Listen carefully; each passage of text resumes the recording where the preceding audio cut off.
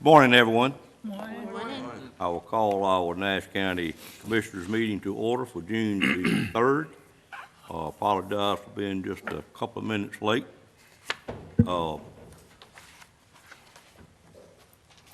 We normally start our Commissioners meeting with a prayer by a Commissioner, and during this time, you're welcome to stand and join us in this prayer. You're welcome to use this time to have your own individual prayer, or you're welcome to use it for a moment of silence, whichever you prefer. And at this time, I'd like to call on Commissioner Fred Belfield for the invocation, and then Wayne Outlaw for the Pledge of Allegiance. Let us all stand. Almighty God, we assemble here today to transact business of Nash County for the betterment of our citizens. We thank you for this beautiful day. We ask, God, that you will be with us as we deliberate and go through our agenda, that we all work together, understand each other. And I also pray, Father, for our safety. As many things happen in the world today, we know all power is in your hand, and so that's why we look to you. Bless us as we continue in this meeting. This blessing we ask in your name. Amen. Amen. Amen. Do you want to send a pledge? I pledge allegiance to the flag of the United States of America and to the republic for which it stands, one nation, under God, indivisible, with liberty and justice for all.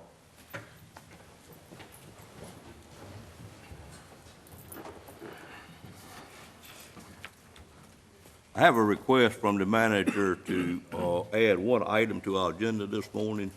We would put it under 16A if the board permits, and it would be a detention facility capital project ordinance.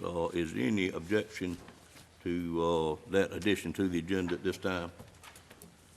Seeing none, we will make that change, Mr. Manager. Thank you. Item number 4 is approval of the minutes. We have 4 sets of minutes, one from our recess joint meeting with the Nash Rocky Mount School Board, which was on April the 3rd, our regular meeting on May the 5th, our recess meeting budget work session, which was on May the 7th, our recess joint meeting with the Nash Rocky Mount School Board, again on May the 16th, and then our regular meeting on May the 20th. So it's actually 5 sets of minutes, and I'd entertain at this time any additions or corrections to those minutes. Mr. Chair, Mr. Belfield? I move that we approve all 5 of the minutes as printed. Have a motion, is there a second to that motion? Second. Have a second. I'll let you pick, Madam Clerk, since you're closer to it than I am. Any questions on that motion? All in favor, let it be known by saying aye. Aye. Any opposed by a like sign? Minutes stand approved. We appreciate your hard work on those, Madam Clerk. I know May is always a busy month for you.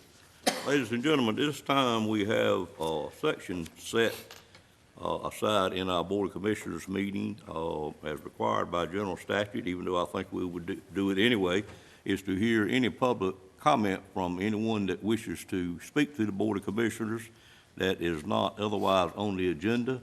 I did not have anyone, we do ask you to sign up prior to the meeting. I did not have anyone to sign up this morning, but if you missed that step and you're here and you wish to speak to the Commissioners, we'd be delighted to hear from you this time. You could come forward and state your name and address. Seeing none, we'll close out item number 5 and we'll move directly into item number 6, which is a public hearing for our 2019-2020. 2020 seems funny already, doesn't it? But it's our recommended budget, and at this time I'd call on our manager, Mr. Lamb, to make this presentation. Thank you, Mr. Chairman, members of the board. At the last meeting, myself and staff presented the proposed recommended 2019-2020 budget. Again, I'd like to thank the commissioners and the staff for their hard work over the last few months preparing that document. We feel very good about the document. There have been no changes that I'm aware of between, in the last 2 weeks, and I'm here to answer any questions if you want to ask any questions prior to public hearing or after public hearing. But we would ask you to have this public hearing, and then if there's no objection, go ahead and approve or approve the recommended budget. Thank you. All right. Any questions from commissioners at this time? Seeing none, I'd entertain a motion to go into public hearing for the next year's budget. So moved. Have a motion by Commissioner Combs. There's a second to that motion. Second. Second by Commissioner Outlaw. Any questions on the motion? All in favor say aye. Any opposed by a like sign? Ladies and gentlemen, we are now in a public hearing to hear any comment from the public for our 2019-2020 recommended budget that has been presented by the manager and staff at our last meeting. It has been online and been available in the manager's office. And at this time, we'd be glad to hear from anyone that wishes to speak on the budget. We'd ask you to come forward, state your name and address, and let us know what's on your mind. This is a big budget, even though it's not much bigger than it's been. But staff has done a very good job on it. We'd sure like to hear from any citizens that's here this morning. Mr. Manager, you must have done better than you thought you did. Yeah. At this time, seeing no one coming forward, I'd entertain a motion to close the public hearing at this time. So moved. Second. I have a motion by Commissioner Leggett. I know it's Leggett, I just don't know which lady said it. But thank you, Mr. Combs. Commissioner Leggett, a second by Commissioner Outlaw, I think. Okay. Any questions on that motion? All in favor say aye. Aye. Any opposed by a like sign? Public hearing is now closed. Any comment from any commissioner at this time about the budget? Mr. Chair, Mr. I'd Belfield. like to make a comment as it relates to the Nash Rocky Mountain School Yes, sir. education budget. I would like to see us add money in the budget for teacher school supplies and designate it for that. So many of them sometimes have to buy supplies out of their own pocket, and I just think that we ought to assist them with that. And I'm thinking in terms of maybe $50,000. Okay, Mr. Belfield, is that in the form of a motion? I would be glad to make it in the form of a motion that we amend the Nash Rocky Mountain school budget. Basically, it's currently flat. To add $50,000 designated for teacher school supply, classroom supplies only. All right. Any, is there a second to that motion first? I'll second. I have a motion and a second. Any questions or discussion on the motion? Mr. Chairman, Mr. Outlaw? I think it's been well established that we have no authority to tell the school system how to use money that we allocate to the system. So, first thing, we have no guarantee that they would use the money for that purpose.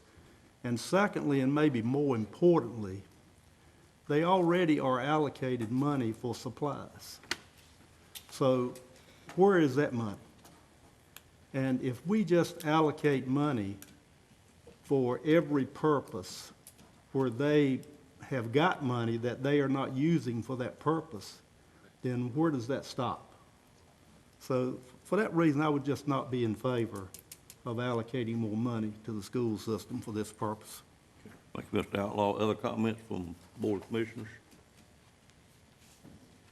Well, there are many, Mr. Belfield?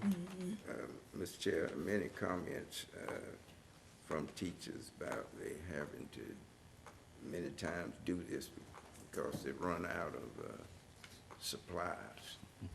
And I just see for the betterment of our children that they have what they need at the time they need it. We want our schools to perform at a high level, because I put 50% on parents and 50% on the school system, because parents got to help their students, their children rather, if they expect them to really achieve like they should. Sure. But I'm still in favor of doing this. I believe this is the right thing to do.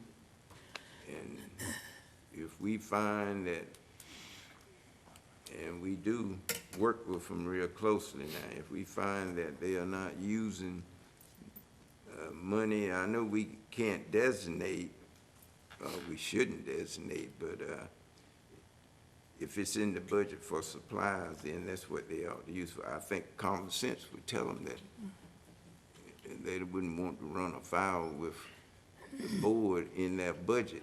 If we put money in there for a specific item, we do for capital projects, we do for operation and all that. So I just think that we ought to at least give this a start.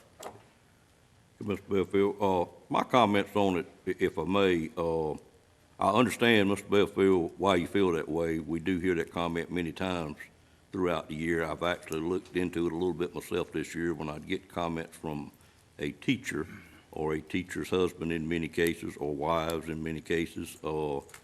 And what I was told and what I found out, that the supply money is actually allotted to the principals of the schools. And if it's not getting in the proper place, it's at that level where the breakdown is. I think there is plenty of money, because our legislators hear the same thought sometimes, and I've talked to actually Senator Horner about it, and he assures me there's adequate money put in the budget for supplies that we speak of. Then it leaves central office, goes to our principals throughout the schools, and they are the ones that allot that. What I've done this year is point that out to a teacher when I heard that, and have heard positive results that indeed they were able to get the funds that they needed. I kind of feel like Commissioner Outlaw does. You mentioned capital. Indeed, we do are allowed to designate money for capital, but when we put money in current expense, we have virtually no control over it than the items you spoke about, which is the goodwill that should be prevailed upon the commissioners when they put money in there with a designated cause. I understand they should use it for that.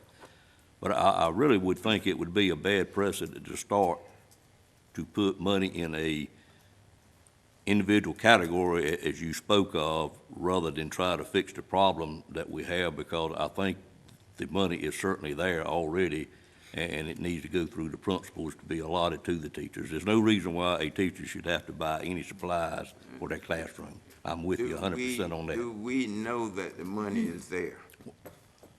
Well, I haven't gone and counted the money, Mr. Belfield, but I'm told that the money is there and it is given to the principals to allot that money. And I'd call on Commissioner Outlaw, because he stays a little closer. We have actually having been teachers. told that by the system, that the schools have money available it is allocated at the discretion of the principal. Right, I believe that's certainly true, Mr. Belfield, and I just looked into it this year. I know the legislature is designating money this year, but I think the max I've seen in the House is a little bit under that.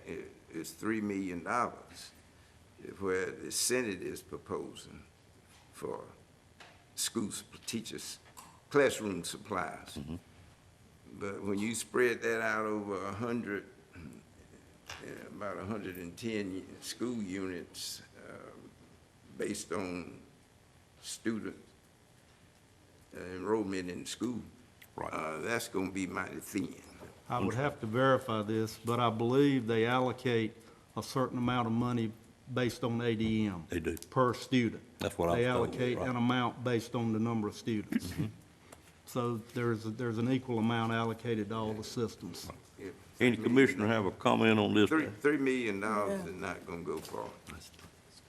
Yes, Mr. Chairman, I would just like to say, The suggestions sound good, and we know we always want to work and take care of our children and make sure they have what they need, but when we have people that is not very good with giving us accountability of what we try to help them with, I have a problem with that. So with that said, and what we have been working with, and we have no control over how it's spent other than we give it to them. So I think we're doing what is necessary right now until they come, I say, and meet us halfway and work with us on this. And maybe there is something else we could do, but I think we need a little more accountability for, as far as I'm concerned, before I would agree to do it.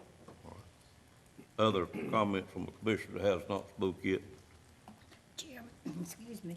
Chairman, I would just Ms. like Will. to say that if you've already started talking with some of the principals and stuff, that you would continue to follow up with this, and I know that you will, and just keep us informed of what's going on. If they've got the money, they need to give it to the teachers.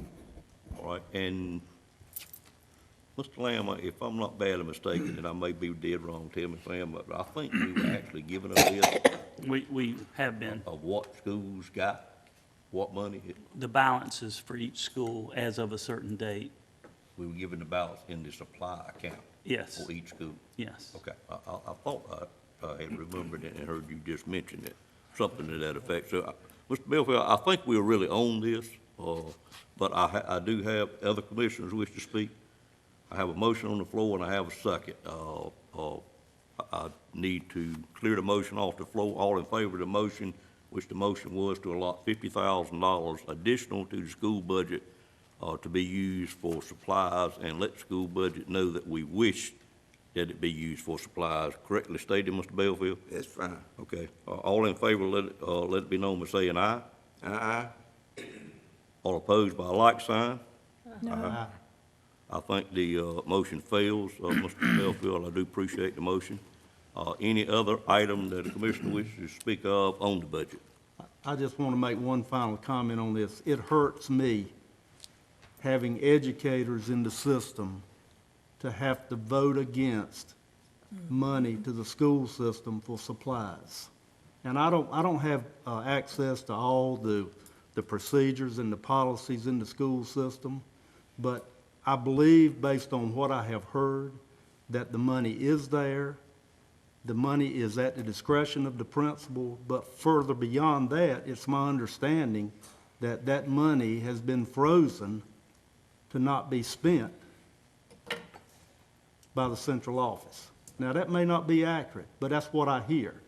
So, again, I think the money's there, and I wish they would use that. Man, I'm gonna go back to my state budget, and I'm gonna look and see what is allocated per ADM, but I believe that the $3 million figure that Commissioner Belfield uses is grossly understated. I believe that at $30 per student in the Nash Rocky Mount system, that would be $450,000. So we've got 100+ systems across this state. And so I think $3 million is a number that is well understated. I'll verify that and I'll report back to this board. Yeah, I was basing it on what I read in the News and Observer, Right. where the Senate added $3 million. Well, maybe they added it, Mr. Belfield, to a existing budget item that already had money in it. I don't know. Well, it didn't read that way. Right, understand. Now, that may be the case, Got it. but it didn't read that way. Okay. All right, any other comment on the budget? Mr. Lamb, I had in my mind, and over the last couple of weeks, you know, we have worked quite a bit with the sheriff's department, and we've had this very extensive inspection of the jail. We have recognized we're gonna be doing some things this coming year, and we were discussing very briefly, has not been to the board yet, but doing some type of amendment to next year's budget to add in a budget item. I know you got one on here for the current year, but we were talking about adding a potential $500,000 or $500,000 line item in next year's budget to do capital projects that we realize we're gonna probably be moving forward with this coming year. So certainly if we don't get there, we won't spend the money. But where are we at with that item? Because I would like to, if indeed we're in sync with it, include it in the new budget, because I think it's important to this board to let the public know that we are on top of this. We realize we've got some things we need to do over there, and we have allotted the money to do that with moving forward, or do we think it's too early to do that, and we'll do it with a budget amendment later? That's just a question. Yes, sir, Mr. Chairman. This budget amendment, this amendment to the, to the agenda is a continuing budget amendment. It will go beyond this year and can be added to in future years. We're proposing, if you'll look at it, the 1/3 of the federal inmate dollars that we're using for capital. Do each commissioner have that? Yes. That place? Okay, Yes. okay, thank you. $56,275. Over the weekend, I did inquire as to whether that would be enough for Phase 1. I know we've been meeting with the jail folks and the sheriff, and we've got a plan going forward on making some improvements. I wanted to make sure that 56,000 would get us through June 30th, and I've been assured it will. But at any time, whether today or next month, the commissioners at some point will need to further amend this capital budget that's being created today to add additional funds to cover the larger scale costs that may occur in the future. Well, it's my thought that we do realize it's gonna be significant dollars involved in it, and we don't know what the number is, but it could certainly approach the $500,000 range. I would like to include it in next year's budget and do that amendment this morning if we could, simply because that's a very large number. We need to plan for it from day one, that we are gonna be spending this money. And of course, the other thing that I'm interested in for the protection of this board is that, we've got some issues there, and this board is attentive to them, and if we go ahead and allot this money, it puts us in a position where we know we got it there to move forward with the improvements. But we can certainly do it. We can do You it. need to decide how the best way to do it is, but that has a better feel for me, but I certainly want to hear from other commissioners about this subject item. Yeah. And of course, we've got an update we need to do with the board, certainly, of where we're at, and we'll be able to do that after we get this report back later this week. Yeah, we have I do know we've got funding needs coming. in our proposed budget, we've got a fund balance appropriated for capital items. So we could add to that. We don't have any real cost estimates yet as to those repairs, but we would not object to putting some or all of that $500,000 that you've spoken of, and adding that to our budget at this time, or we can do it once we get better figures on what our needs are. Again, I was concerned when I only saw 56,000 being put in this capital budget, and I was wondering if maybe we needed to put in more. I think Phase 1 is fixing some locks, doing some painting, and Well, that's really what's going on currently. yeah, what's going on currently. We're gonna spend before the end of June. Right, and I was assured that 56 until June was fine, but it would not be difficult for staff to add some or all of that $500,000. It will increase the budget, the initial budget, by that amount, whatever amount. Understand. Yeah. Yep. Other thoughts from board members, and I realize you're probably bringing up something a little cold, but my key interest is, as I stated, I personally feel after studying this thing for a few weeks, spending a lot of time down there, that we're gonna be spending in the range of $500,000 next year. I'd rather have it in the budget moving forward and knowing it's available, but we can certainly do it after we adopt the budget as budget amendments. other comments about that? Uh, Mr. Bellfield? Should, Mr. Chair, review it and maybe do a budget amendment, because now they're working on it. They're doing some of these repairs now.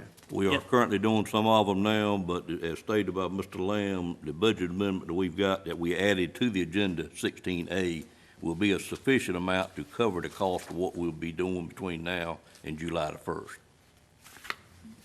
But inevitably, Intended. we will need to add to it to do additional, additional things that we have identified. And the items that we're speaking of primarily are the additional cameras. You've heard quite a bit about the courtyards, which you've heard quite a bit about, and upgrading the fencing out there, and then the locking system within the jail itself. Those are the items that we would be anticipating doing work on once we receive the report back. Other thoughts?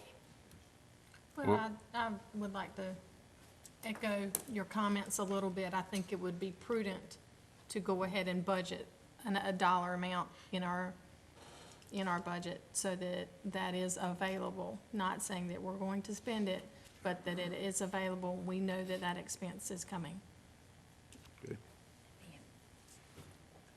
Well, money will need to be available since they're already working on the project now.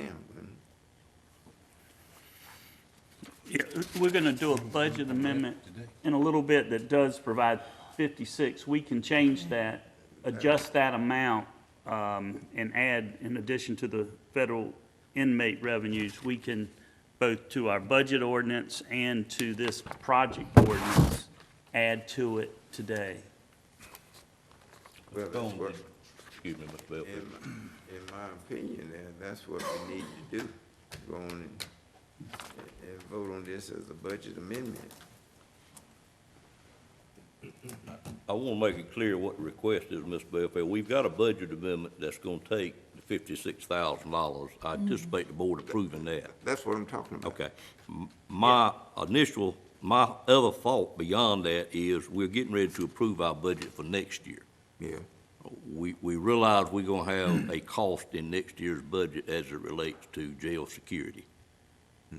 My request was, let's go ahead and put in what is a reasonable estimate. Certainly, we don't have that number tied down, so we would have the money in the budget initially, rather than doing a significant budget amendment after we adopt the budget.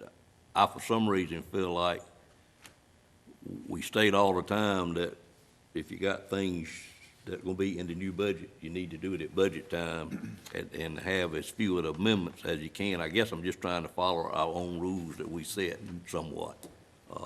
Commissioner Cohn, did you have a Well- comment? I got mixed feelings about it. Okay, If let's hear 'em. Well, if you put it on an amount in the budget, then if you budget amounts, there's two sides to it. You're gonna figure out a way to spend it all, and then you could turn around and say, well, if we need more than that, then we got to go through all this hoopla to get more than that. So in the end, I think the results are the same. So, but I think the last thing you said, in light of doing, if you got something you're gonna spend, then put it in the budget. So I would agree with putting that much in the budget, and it don't, that we all got to realize that can change. I think we would do that, and I'm gonna be honest with you, my key reason for bringing this up this morning is I'm trying to protect the image of this board as it relates to the public and what's been going on in the public as it relates to the jail security. That's my key thing that I'm trying to show a proactive approach about, that we know that it's there. We're gonna put $500,000 in next year's budget. We're gonna fight like we always fight to spend half of that rather than all of that. But if it's all of that, and if it's more than that, the proof is gonna be in the pudding, as it always is. But I don't like starting a budget that I, in my mind, know has a $500,000 deficit already or thereabout. Yeah, I'll go along with putting it in the budget. Then we know we've got that much money to spend for upgrades, and if we need more than that, we can or less than that, well, then we'll work on it. We're all adults with this thing. Other comments, Yes, Mr. Belfield? the budget that we are talking about adopting today, we can't spend that money until July 1. That is correct. That's right. And you just said that they're working on the project now, and so some money got to be spent. So Mr. Belfield, we I'm on- need to pass. We're gonna vote on that. We- Yeah, We've we got, need to pass this amendment. Now, we want to add money for the new budget, that's fine, but, Okay, well, that's, this amendment here that we got before, is what, 16A? yeah, that's item 16 on the agenda. I'm gonna bring it up on item 16. 16A, we need to act on this today. Okay, we have all intention of doing that. It's been added to the agenda for today, Mr. Belfield. Okay. Well, what? Mr. Lamb, are you gonna be okay with this now, sir? It's your budget. if we can, I mean, we're in, right now it's 95 million, I know you have 100,000. Try to meet. Since we haven't done the full cost analysis, I'm a little hesitant to put a 500,000 in there initially, but 250, 300,000, get us started, add it to this budget amendment. But if y'all want to put 5, it's okay. Like you said, we don't have to spend it, but we're going to be spending money on that facility. And I know the commissioners have worked hard over the last few months to focus on that project. And so we do have various sources for those jail repairs. This initial budget amendment or capital project ordinance takes the third of the federal inmate revenues. We've also got the other 2/3 of the federal inmate revenues that we could add to this project, whether we use those or whether we use fund balance appropriated. Actually, that's this year's Well, I think we allocation. made a commitment to the sheriff to use 1/3 on capital, 2/3 on operating. Right. And we've spent that money kind of, sort of, so it's. Yeah.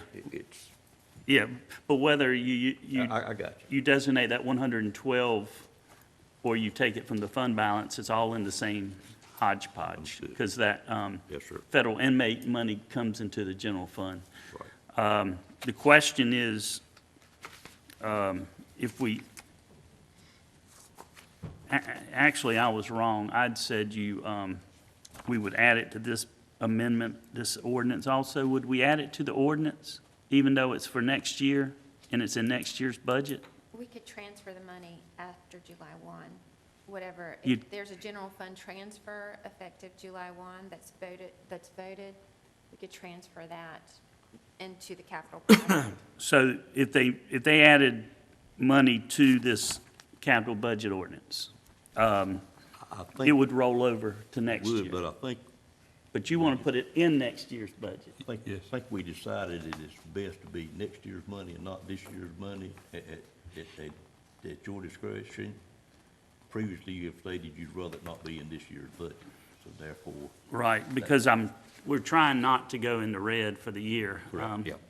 And that would definitely put us over. if we- Well, that's the reason I'm doing it like I'm doing it, Yeah. at your request, kind of. Yeah. Sure. However y'all want to do it's fine. We will, we can fix the ordinance in a matter of minutes. So if y'all make an amendment to the, Well, all we're gonna do is adopt the ordinance with this one right, yeah, amendment. we can fix that. That's not a problem. Do you need a motion to do that? I do, sir.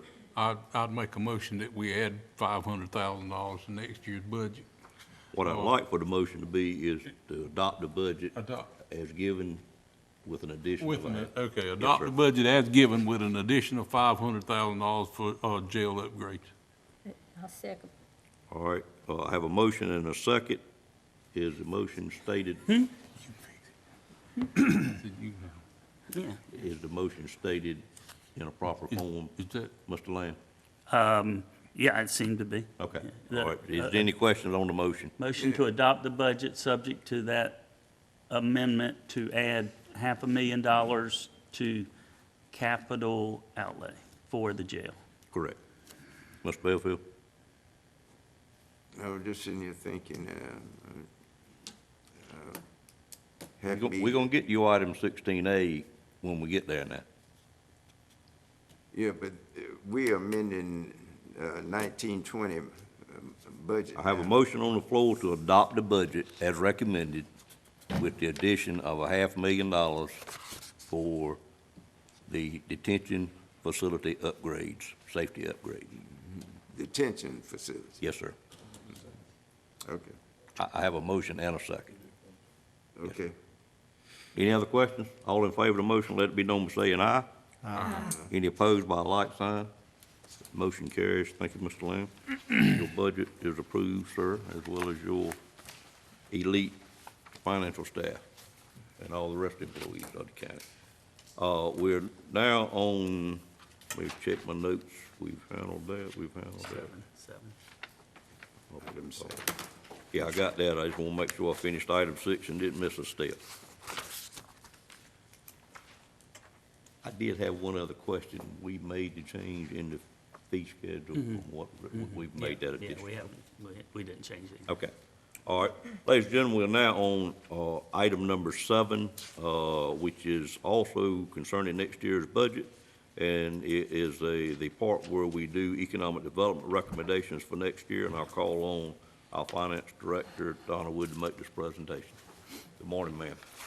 Good morning. This item, as you indicated, is for a public hearing on the appropriation of economic development funds. Session Law 2015-277 requires North Carolina local governments to issue notice and hold a public hearing prior to approval of any appropriation for economic development pursuant to North Carolina General Statute, Chapter 158, Article 1. The attached resolution documents the Board of Commissioners' determination that the appropriations as set in the public hearing notice will increase the population, taxable property, agricultural industries, employment, industrial output, or business prospects of the county, all as required by North Carolina General Statute 158-71. So I'm requesting, if you want to move forward with the public hearing. Correct. Any questions of Ms. Wood from a commissioner? Ms. Wood, what I understand we are doing, this is really part of the budget for next year, but since it's economic development, we have to have a separate public hearing for the money put in this particular category. That is correct. For a certain part of general statute. Right. Okay. All right. Thank you, ma'am. Ladies and gentlemen, at this time, I'll entertain a motion to call for a public hearing on this item first. So moved. Moved by Mr. Belfield, second by Commissioner Outlaw. Any questions on that motion? All in favor of the motion, let it be known by saying aye. Aye. Any opposed by a like sign? Ladies and gentlemen, we're now in a public hearing as it relates to our economic development recommended budget for 2019, 2020. And if anyone is here that wishes to speak for or against that particular item, we'd like to hear from you at this time. You come forward and state your name and address. And the categories for which this money is put in is in the budget, and we had it on our agenda item here on the iPads. Anyone wish to speak? Seeing no one, I'd entertain a motion to close the public hearing. Move we close the public hearing. Moved by Mr. Belfield, Second. second by Mr. Outlaw. Any questions on that motion? All in favor of the motion, let it be known by saying aye.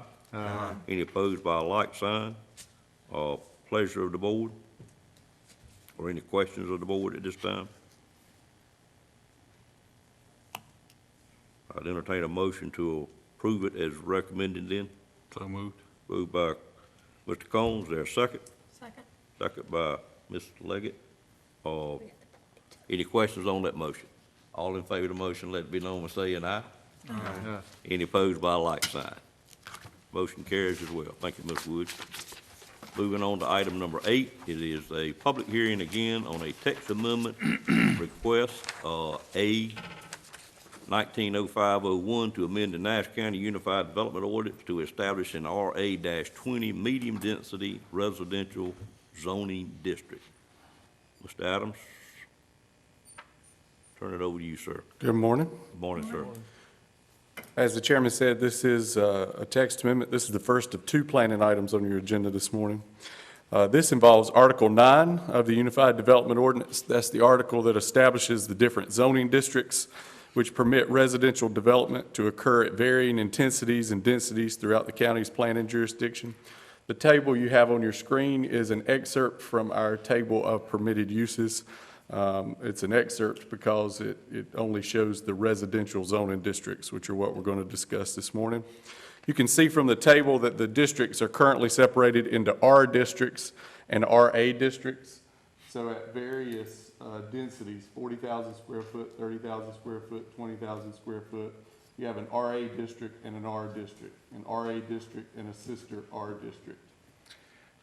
Those RA districts differ from the R regular districts primarily because they're a little bit more exclusive in terms of the land uses that can be developed there.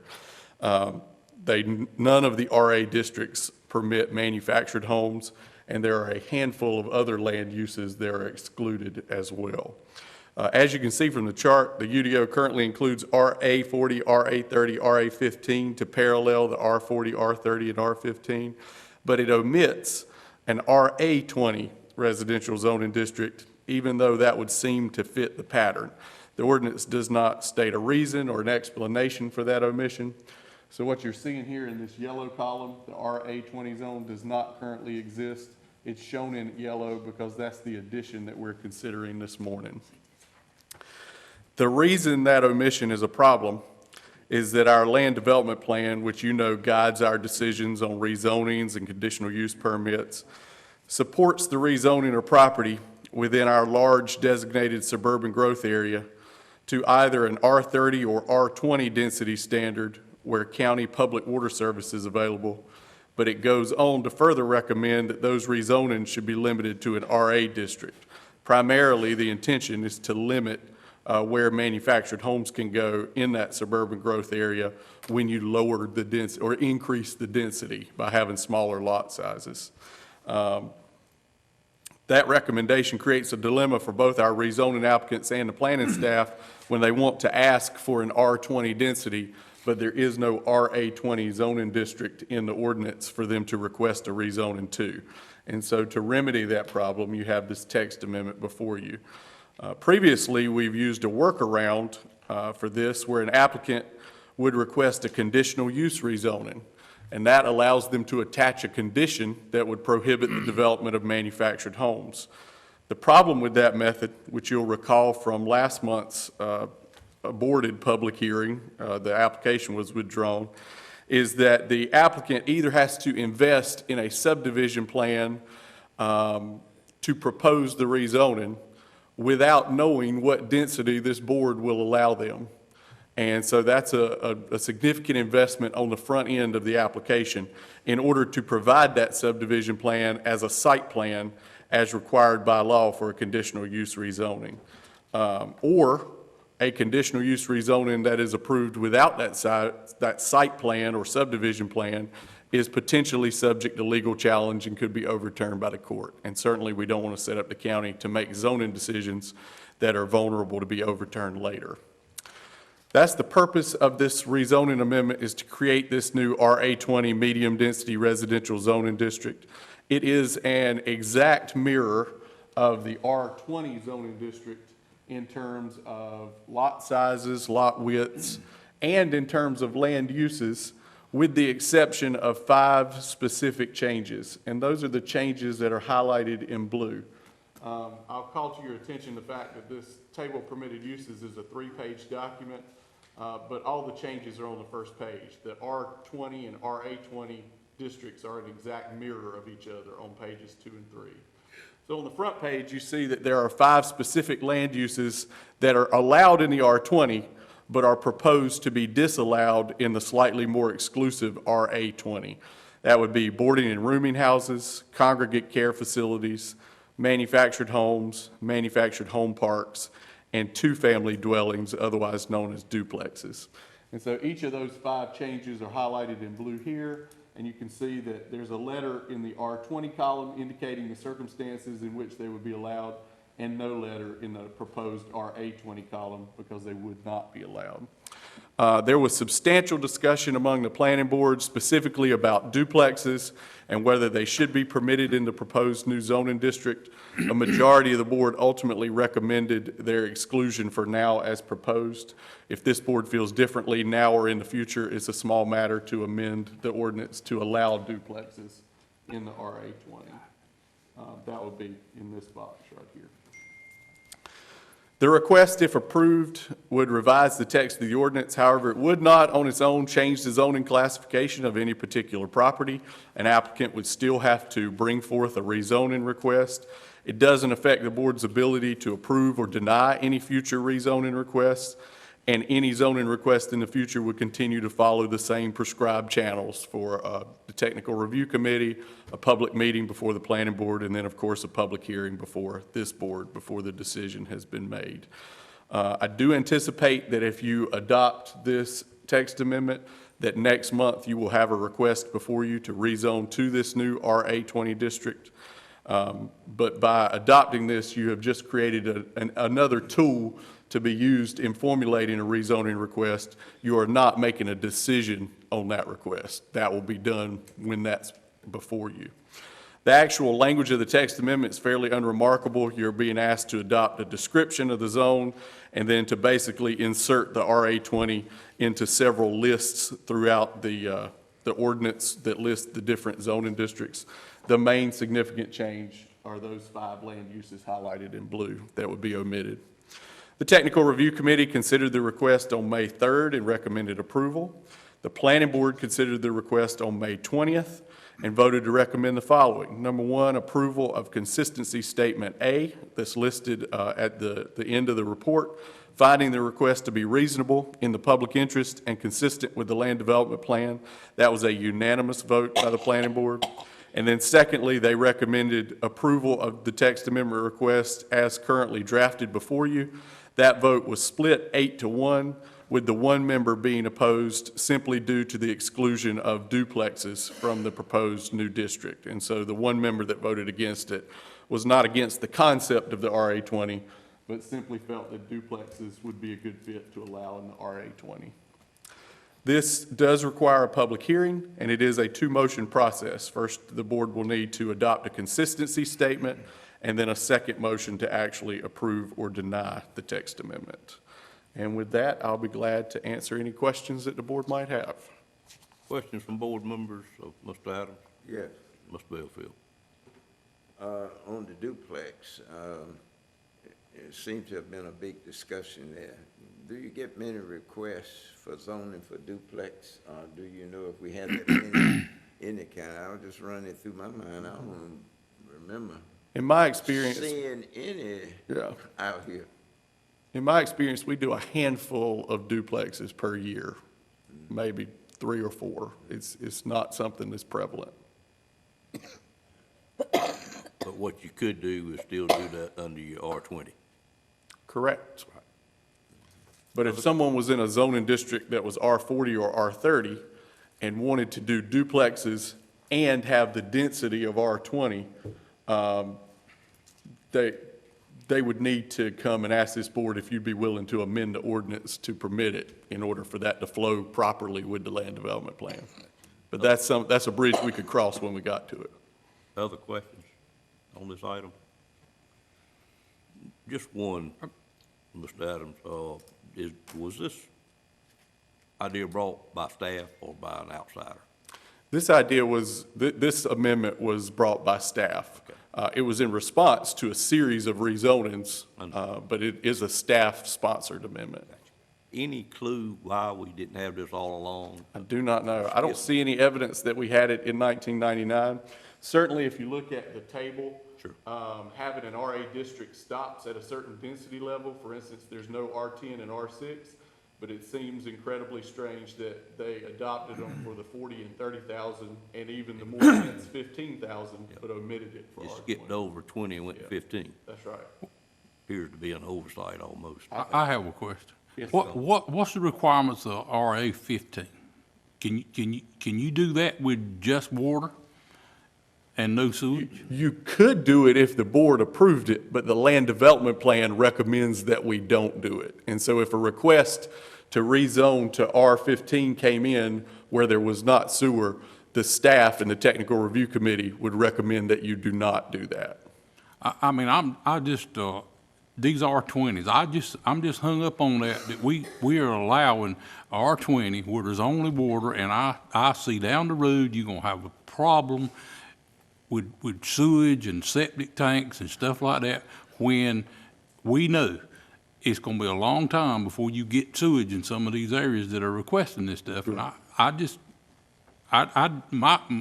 what I'd like to see is the UDO go back and in a R20 say that it's got to have water and sewage, that's me, before we approve a 20,000 square foot lot. That's just my opinion. I don't, but I can understand the reason for the amendment some, because if you're gonna have R20s, then this one's probably better than the RA20. The RA20 is probably better than the R20 because you got some control of what's there. So I just think we're creating a monster down the road in both of these 20s. I just would like to just see somebody go back and consider, are we doing the right thing in putting septic tanks on these little small lots? And I know they say it's got this, health department's got to approve that it's septic tank compatible, it's got to have room for repair field, but I just think that it's gonna cause a problem down the road. I just am opposed to both. Thank you, Mr. Gold. Other comments? I'd entertain a motion to go into a public hearing on this item. So moved. Moved by Commissioner Outlaw. Second by Commissioner Wells. Any questions on the motion? All in favor of the motion, let it be known by saying aye. Aye. Any opposed by a like sign? Ladies and gentlemen, we are now in a public hearing to consider this request for a text amendment in our UDO. And if there's anyone here that wishes to speak for or against this at this time, I'd like for you to come forward and state your name and address, and the board would be glad to hear from you. Anyone here to speak on it? Seeing no one, I'd entertain a motion to close the public hearing at this time. So moved. Moved by Commissioner Richardson. Is there a second? Second. Second by Commissioner Leggett. Any questions on that motion? All in favor of the motion, let it be known by saying aye. Aye. Any opposed by a like sign? The public hearing is now closed. I would entertain any further discussion from the board at this time. The only thing I would say in analyzing what we're doing here, I think it is a correct move based on what we've done. And really, it appears to me like we're fixing something that was an oversight at some point in our UDO. I understand your comments, Mr. Combs, but to fix what you're speaking of would be a different procedure. I understand. And if you so wish to start that procedure, you can certainly do that at any time. I think it's something we need to look at. Okay. I would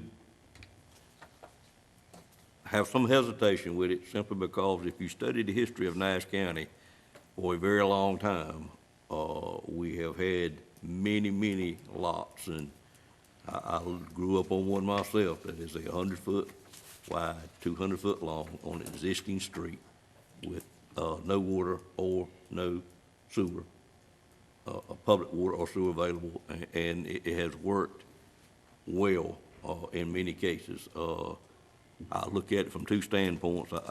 I don't like to see us rezone hundreds of acres at one time. I agree with you there, because at some point you got to have a saturation level where it's going to give you issues.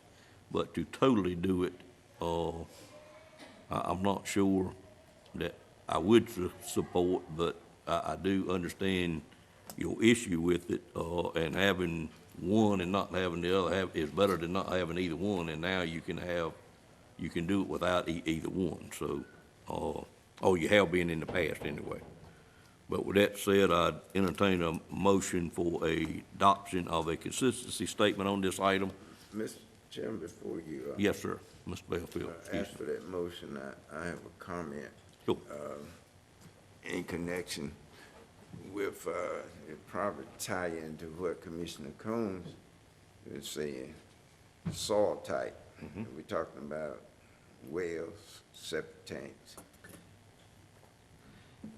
This county is pretty much divided on its soil type. The southern end of the county, they are most suitable for septic tanks. Well, some of it, and some Yeah, of it's red and that- rocky. Well, You know, overall, it is. In the northern part, because you have your more organic, higher organic soils, which is not as good for septic tank with high density. Well, what I mean with small R20s, which would be close and could create a problem.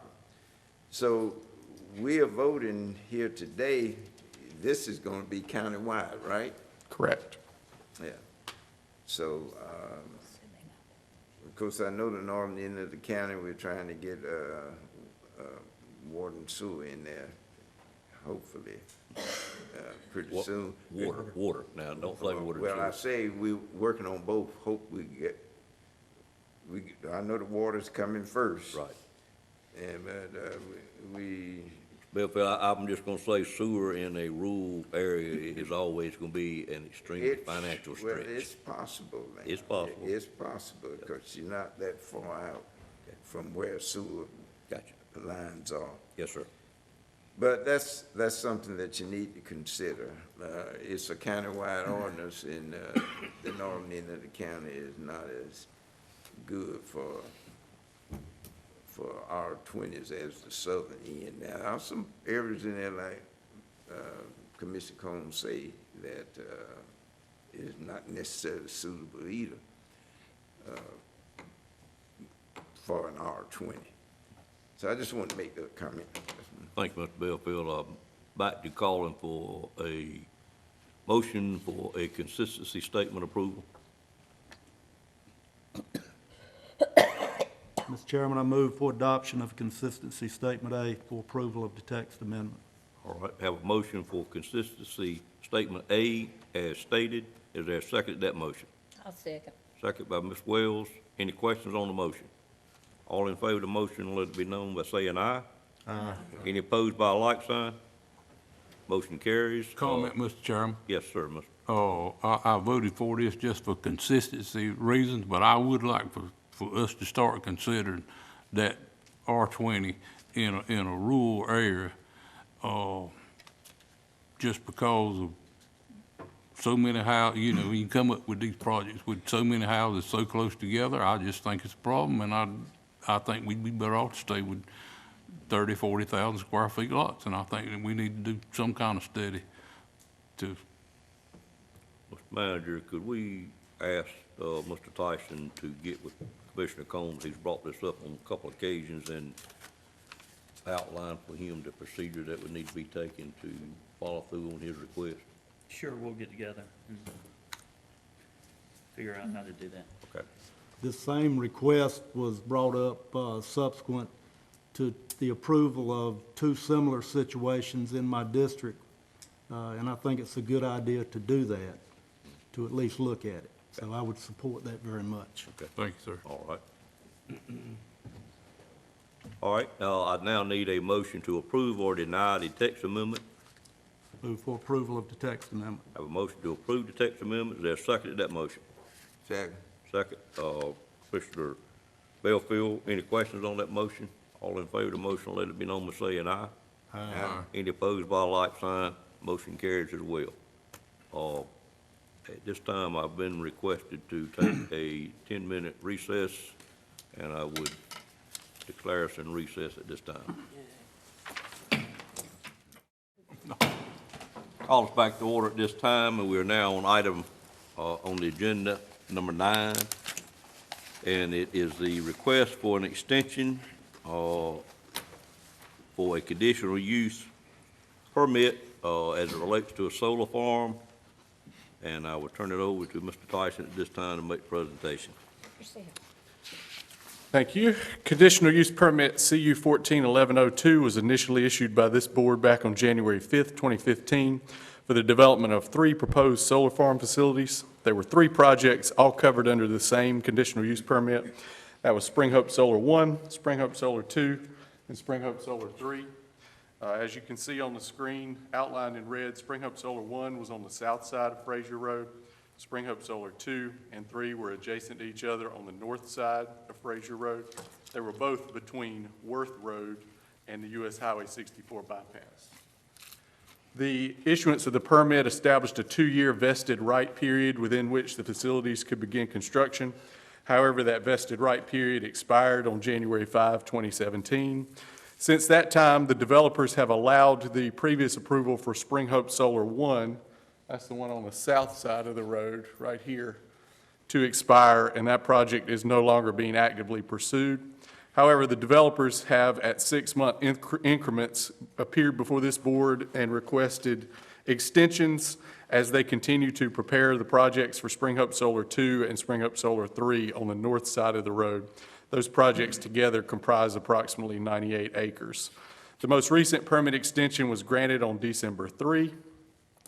The delay in the construction of these projects has been attributed by the developers to the interconnection procedures process, which is required when they apply to connect to the utility provider's existing electrical infrastructure. In this case, it is Duke Energy Progress.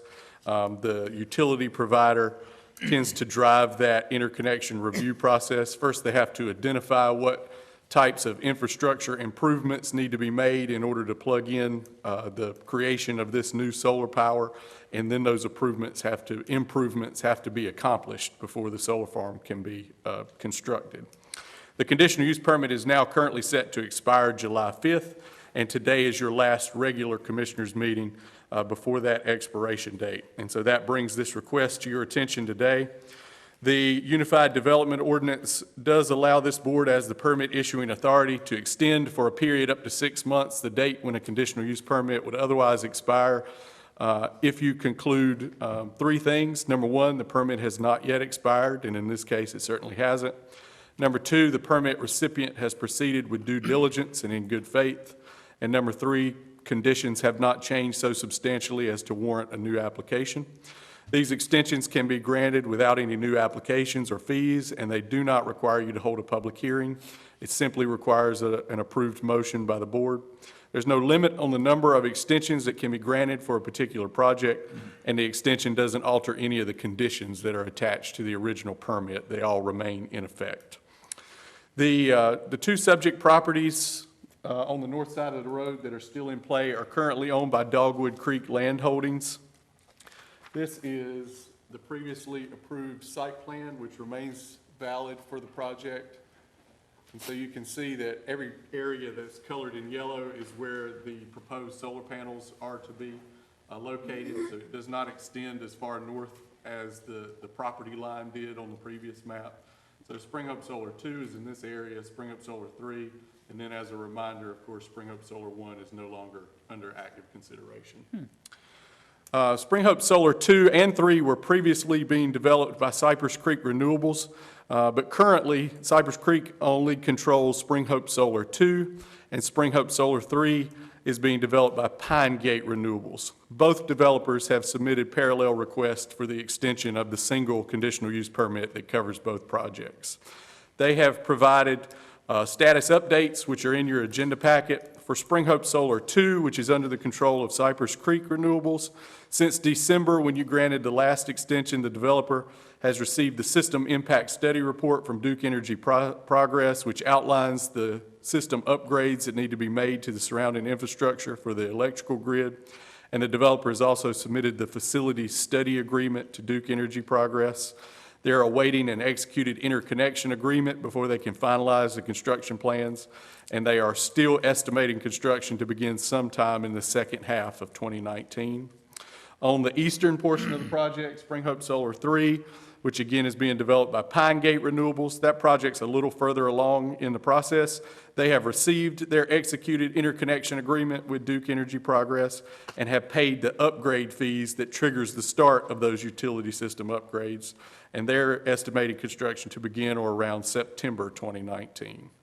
The requested approval would extend the life of the permit for 6 months, allowing it to remain valid through January 5, 2020. There's no need for a consistency statement or a public hearing, as I noted. There's a suggested motion in your packet. Philip Murray, is that your name? Philip Martin. Philip Martin is here on behalf of Cypress Creek Renewables. Again, they used to control both projects, but they still have control and are developing Spring Hope Solar 2. I don't believe there's a representative present from Pine Gate Renewables. Mr. Martin does not have a presentation for you this morning, but is available to answer any questions that you might have, as am I. Questions from board members at this time of Adams or Mr. Martin? Yes, sir. Has the development of the big solar farm across the road held, is that what's held this one up so long? That's just a thought I had, I mean. It hasn't. That's a different process. With these projects, we've been trying to work through the interconnection queue. They've been in since 2014. They're slowly starting to trickle out of those studies, and Spring Hope 2, the one that we currently own, is following behind Spring Hope 3. So that the fact that they have an interconnection agreement signed, we feel good about the fact that we should have that sent to us in the next month or so. So our timeline is just a little bit lagging behind Spring Hope 3. But the bigger project is not, that's a whole different interconnection process. Okay. Can I ask one thing? Any other questions, Mr. Belfield? Oh, yes, the federal government intervening, I don't have any documentation of that, but I've heard that they have slowed these projects down across the nation. Any validity to that? There's no current federal legislation that is slowing down. Not legislation, the Executive order. Energy Department. Nothing that we're dealing with is dealing with the Energy Department. Our biggest roadblock at this current moment is just timelines and working with the utility. Well, what's slowing it down? They're not moving like they were once. What's causing that? It could be a number of factors. That's a larger policy issue that I'm probably not qualified to talk about. Other commissioners have a question this time? Mr. Lamb? You represent which, I represent Cypress Creek Renewables, and we have sold the interest to Spring Hope 3 to Pine Gate Renewables. okay, and y'all do projects across the state? Yes, sir. We currently have 156 projects that are built in the state of North Carolina. The slowdown, which is attributable to Duke, has your group been approached by Duke to buy any solar farms? Because I understand they're actually starting to buy. They have not came to us. I do know that Duke Energy is buying projects, especially in the new HB 589, that is the compromise bill that we had last year. The new awards that were for Tier 1 submissions last year, I think Duke owns or will buy 7 of the 14 that they're building. So Duke Energy is in that game now, so. So they're competing They are.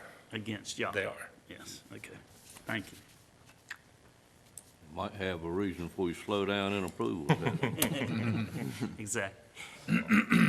Other questions from commissioners, either one of these gentlemen?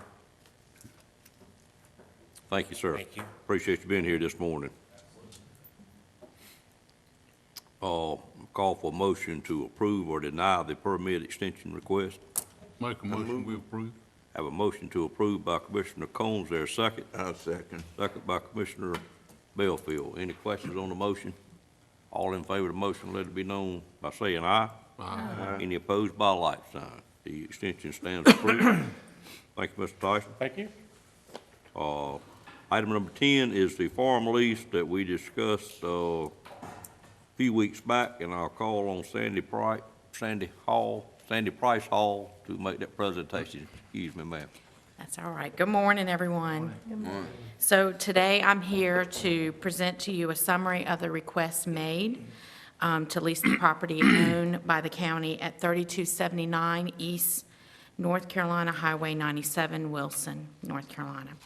As directed, we began advertising the cropland for lease on May 10th through our Extension Ag listserv, communication with the agriculture community, North Carolina Cooperative Extension website, our constant contact, a newspaper ad placed in the Nashville Graphic that appeared on Thursday, May 16th.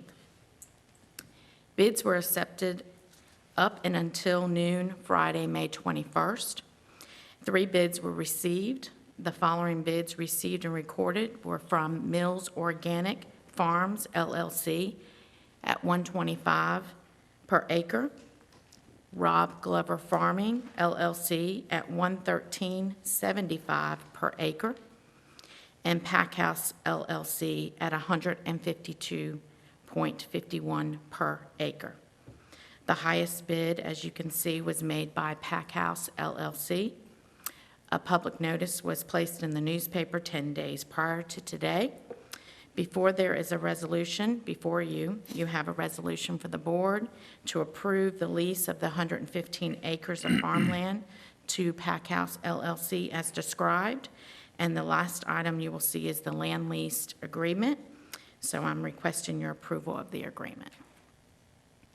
Any questions of board members at this time? Thank you, Ms. Hall. Pleasure of the board. Move for acceptance and awarding of the bid and for approval of the land lease agreement Second. Have a motion and a second. to Packhouse. Right. Mr. Attorney, can I do that in one motion, okay? I believe you can, yes, sir. Okay, I have a motion to approve the lease and accept the resolution. Any questions on that motion? I have a motion and a second. Any questions on the motion? All in favor, let it be known by saying aye. Aye. Any opposed by a like sign? Motion carries, and we can move forward with it, and thank you for your work on this, Ms. Hall. Thank you. Mr. Lamb, while we're on this item, do we now have in place a procedure for all land we own that is leasable land? We're going to be triggered when the lease is up, and we'll be on top of it so we don't get behind the 8 ball anymore? Yeah, Whose responsibility is that? Is that Ms. Hall's, or is that somebody in the administration, or where we stand with that? we'll work with Ms. Hall to come up with those procedures. At the last meeting, I think y'all requested that we look at having procedures in place, so we will do that. Okay, so we're not quite there yet? No. But we're gonna get there? No. No. And it's not that many, 3 or 4 parcels maybe? 2, 2? yeah. This We one got in the Middlesex and this one. And you got some land at the airport? that's Oh, yeah, coming the up as well? airport, yeah. Right. Yeah, that'll come up next year. Right, so we're gonna have all of them on some kind of something, so it comes up. A standardized system with time limits and, Right. time periods, And a and bell that rings when they come in it. that's right. Thank you, sir. Any other questions on that item? Moving to item number 11, which is consideration of bids for a proposal for a fold-out rigid temporary structure, also known as FORTS. Call on Brent Fisher at this time to make this presentation. Good morning, sir. Good morning, Board. Good morning. So I have before you consideration for a bid proposal for the purchase of a fold-out rigid temporary structure, or what we refer to as forts. Nash County Emergency Management received a grant for Domestic Preparedness Region 4 from State Homeland Security Office in fiscal year 2019 in the amount of $96,000 to purchase a fold-out rigid temporary structure. Nash County will receive the primary benefit of the forts because we will be housing that forts if approved. However, all jurisdictions in North Carolina will also benefit because of the requirements of domestic preparedness regions to share resources where needed during disasters or planned events. The board approved a budget amendment for this grant on November 5th, 2018. A fold-out rigid temporary structure is an engineered design structure that is easily folded and transported to its intended destination. The fort's design allows many uses because of its ability to be set up in less than 10 minutes. Some uses are command posts for public safety agencies like fire, EMS, law enforcement, and other agencies. Temporary office space and sleeping areas for responders during disasters, hospitality suites, and other uses. Invitations for bid were advertised in the Telegram on May 10th and also on the county website. Bids were opened on May 20th by Melanie Eason from the Finance Department and myself. Nash County received 2 bid proposals from our advertised invitation for bids for this project. The invitation for bid allowed the bidders to bid on a used or a new unit. Southeastern Specialty Vehicles from Youngsville, North Carolina, and also Elite Aluminum Corporation out of Florida were the 2 bids that we received. Southeastern Specialty Vehicle bid was a used unit at $119,172. They had an alternate bid with that used unit going with 1 light tower versus 2 light towers. In our bid specs, we had we were requesting the availability of putting on lights, cameras, and things like that if it was used in a planned event, that the light towers would go up, provide light security around the unit, but also have camera coverage around that unit also. So the first bid of $119,172 actually has 2 light towers in it, or 2 towers mass in it. The alternate bid only has 1. Elite Aluminum Corporation does not have a used or a demo unit. It only has a brand-new unit, and that's why the price is $172,500. The additional $349 will be paid for through Emergency Management Performance Grant funds. And in the packet, you've got the bid tabulation sheet showing the first page, showing Elite Aluminum Corporation's bid for a new unit.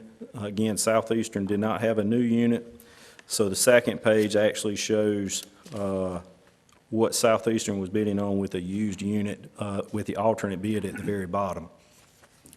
And then, did y'all get pictures of what the unit looked like? We did.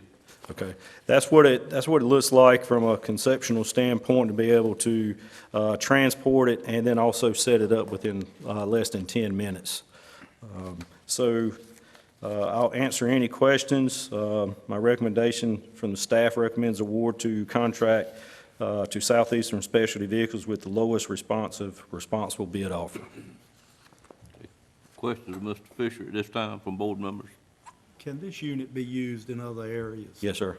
Part of the Dipper requirement, just like some of the other equipment that we've purchased, like Durham County wants to use the unit, they can call and we'll send it to them, or either they can come pick it up. So they have people that are qualified to use it? Yes, sir. Thanks. And that's part of the Homeland Security grant requirements, that if you're not using it and another jurisdiction needs it, you have to send I it to just them. didn't know if you had to accompany it for setup or whatever. Well, a lot of times we'll just, we'll have a policy written that shows them. If they come to pick it up, then we'll go over those requirements. But there is a video also that's available to show the requirement on setup. Appreciate it. Thank you. Other questions? In the extended state, what is the size of that room? It's 270 square feet. And what would you see it being used for? A lot of times what I see it used for is like a mobile command post. Another thing would be like during the Blooming Festival, when law enforcement sets up. A lot of times people don't know what law enforcement's doing, but, you know, they're setting cameras up throughout the Blooming Festival down Washington Street here, keeping an eye on the carnival, keeping an eye on the vendor area and the stage area. And they come into our EOC and set up. This would offer them another area to set up that fort somewhere in the street or in a parking lot somewhere, and actually have camera coverage for that event. But, you know, if we had a situation where a temporary office was needed, you got 270 square feet of usable space. 270. Yes, sir. Okay. Mr. Lamb? Yeah, I have a couple questions. The 1 light versus 2 light, is that internal or external? It'll be mounted on the outside as external. On the outside? Yes, sir. Okay. And I see you were talking about the Bloomin' Festival. I see the EMT or the patient beds, or whatever you call them. That would be something you could do like at events? Sure. When you know, football games, would you move them for small events? Or It could be. I mean, It if could be? if the agency wanted it, you know, like Rocky Mount, if, for one of the big football games over in Rocky Mount, if they wanted to use it for that type of use, yes, sir. Now, the one at the very bottom with those green beds in it, Yeah. those are actually cots that, just showing a picture of setting up cots. And we did put in the bid spec of some bunk bed cots to go in there to accompany this unit in the event it was going to be used as a sleeping area for So responders. that would be for employees, not for patients? Well, it could be used for It could patients be too. Converted. These have been used at like public health departments before and they can be actually hooked together, so you could pull in multiple ones of these and make an office or interconnected public health department or something like that. No further questions. You don't see any employees barring to go camping with, do you, Mr. Fisher? No, sir, Any other questions? unless it's on a search and rescue event. All right, fair enough. Our request is to approve or deny the purchase of this item. I'm curious, why did this come to the board for approval? Because of the requirement of it being over $90,000. Okay. All right. Entertain a motion for approval. Make a motion to approve. Motion by Ms. Wells, is there a second? Second. Second by Ms. Leggett. Any questions on the motion? All in favor of the motion? I do have one question. You about to miss it, sir. I Go know. ahead with your question. Have you seen the used unit? Have you looked Yes, at it? yes, sir. And you're happy with it? You Yes, sir. think it'll meet our needs? Okay. Yep. Thank you. And when I say used, it hasn't been deployed and set up. It's a demo unit, so we've just marked it as a used unit. I got you. Thank you. Demo sounds better. Yes. I have a motion and a second. All in favor say aye. Aye. Any opposed by like sign? Motion carries, sir. Thank you. Thank you.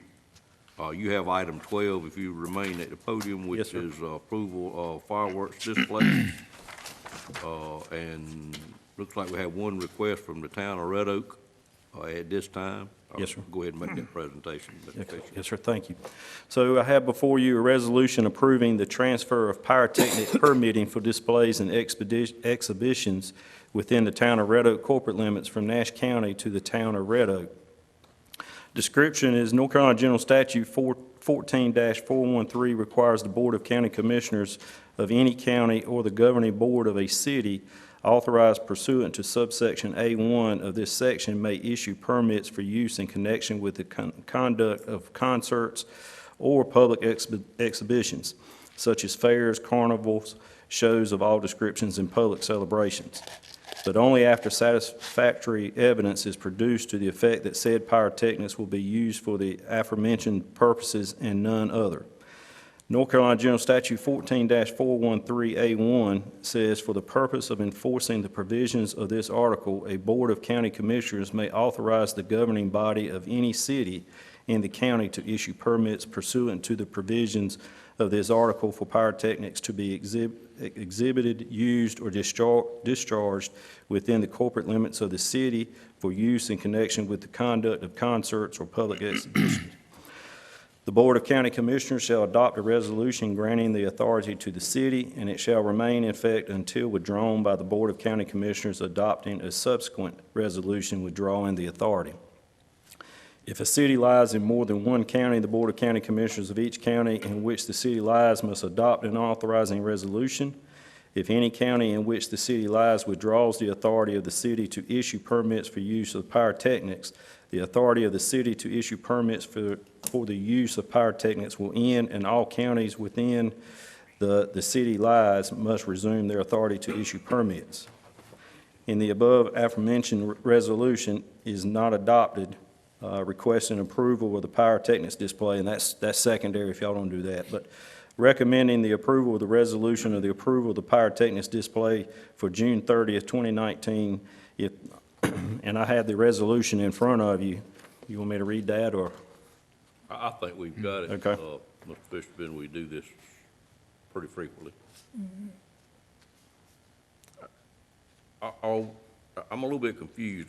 What we've been asked to do is give Red Oak permission to approve these moving forward? Yes, sir. And if we don't give that, to approve the one that they've got in June. House Rock? Right. So they've got time behind us to approve their own if we approve it today? Sure. Yes, sir. Okay, all right, I've got it now. That's what I thought we were doing. So what I'm presenting to you is a resolution to transfer that authority for permitting in their corporate limits from y'all to the town of Red Oak. Would we then be able to, Red Oak is a very large corporate limits, if we were to receive requests directly at our board in an area that was in Red Oak but may not realize they could get it for Red Oak, would we still approve that, or would you send it back to Red Oak? I'd send it back to Red Oak. You send it back to Red Oak. Do you happen to know off the top of your head how many towns we have given this permission to? I think the town of Castaic and the city of Rocky Mount. Not Nashville? Okay, just 2 so far? Yes, sir. Okay. Other questions from board members? Entertain a motion to approve or deny the request at this time. Move for approval. Have a motion, is there a second? A second? Second. Have got a motion from Outlaw, a second by Combs, Commissioner Combs. Any questions on that motion? All in favor say aye. Aye. Any opposed by a like sign? Motion carries. Thank you. Thank you, sir. Next item on the agenda is item number 13, which is authorization to donate county-owned surplus property to Richmond County. Ms. Wood? Okay. The Emergency Services has surplus VHF stations and power supplies after migrating to the Viper network. Richmond County Emergency Services has asked if Nash County will be willing to donate 4 of these VHF repeater stations and power supplies. In regard to General Statute 168-280, donations of personal property to other government units, the governing board must adopt a resolution declaring that the property be donated as surplus and give formal approval of for the donation. And attached, or you have in front of you a resolution for the donation of the property. Okay. Questions from board members? Do we have other equipment that is surplus that we can't use that could be donated? Or is this it? No, this is not, we actually have probably 12 of these units that they're asking for.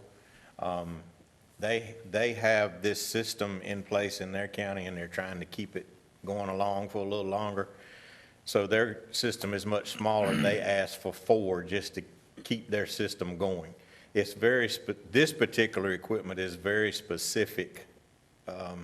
You couldn't just take it and use it unless you already have a system in place that matches it. So the answer to your question is we have some more equipment that we're prepared to surplus and sell, but we did have this request from one county, from So Richmond. how would I know about that surplus if I had some use for it? It'll be on Gov Deals. Great. Once Thank we you. have So it. it's out there. This particular county uses the same vendor as we do, and word traveled that way. Okay, great. Just want to make sure. I guess that leads me, Scott, to ask, it apparently has no value because we're giving it to them. It does have a value. The contractor that we use estimated it around $2,500. And it had no trade-in value for the equipment we bought. I think I remember that. That's right. But you say you would put the rest of it on Gov Deals, which means you would be asking for quotes to buy it. That's right. Yes, sir. So why do we give part of it away and then sell the rest of it? Being good neighbors, I guess? I guess so. Yes, sir. Okay. Yeah. Other question, Commissioners? Mr. Lamb? Are there any surrounding counties that haven't gone to Viper? And I'm talking about the other 8, not the 4, but that could use that equipment? No, because if it's not this particular brand and this particular model that they already have, it wouldn't be cost effective. Okay, thank you. That sort of speaks to the value of it. it's hard to explain, I guess, but if you have a system that uses this particular equipment, then it has a little value. If you don't, then it's really no use to you. Thank you. So I guess I say that to say I'm concerned about what our bids may be on gov deals, but they may be something, I hope. So you will pretty soon put the rest of it on gov deals and sell it, Yes, sir. or attempt to sell it? Attempt to sell it, yes, sir. Okay. Yes. Just seems a little odd the way you're doing this, but I trust what you're doing, sir. Other questions? Request of the board? Make a motion, we approve the resolution. Have a motion to approve by Commissioner Combs. There a second to that motion? Second by Commissioner Wells. Any questions on the motion? All in favor of the motion, let it be known by saying aye. Aye. Any opposed by a like sign? Motion carries. Next item is item number 16, which is a debris removal grant project ordinance. Ms. Wood? Okay. Excuse me, I did skip over, trying to get through. I was on 13, I am now on 14, which is a courthouse sheriff expansion capital project ordinance number 8. I call on Ms. Wood to start there. Okay, the attached amendment to the capital project ordinance is submitted for the courthouse expansion project. This amendment is to adjust for final estimated cost and to transfer funds originally transferred to the project of $2 million from the general fund prior to the financing of the project back to the general fund to use for debt service on the courthouse. And with this amendment, it leaves $20,000 in contingency funds.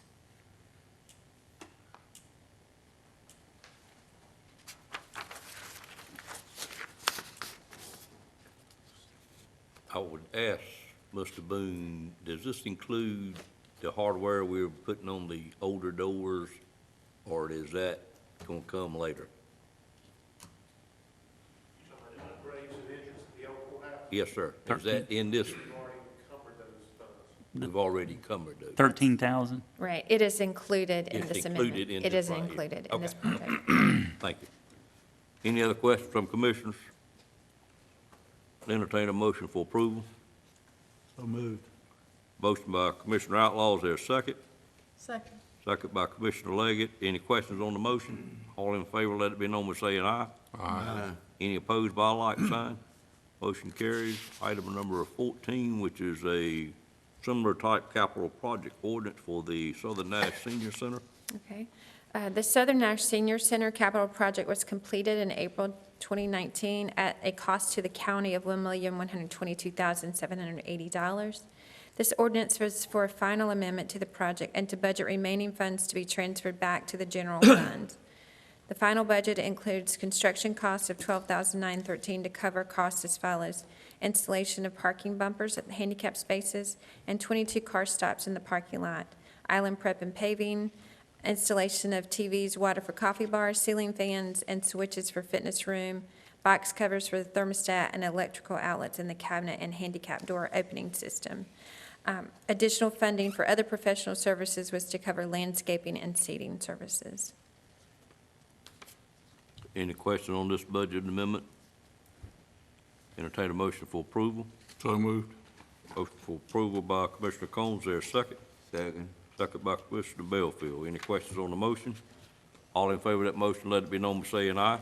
Aye. Any opposed by a like sign? Motion carries as well. Item number 16 is the debris removal grant ordinance, project ordinance.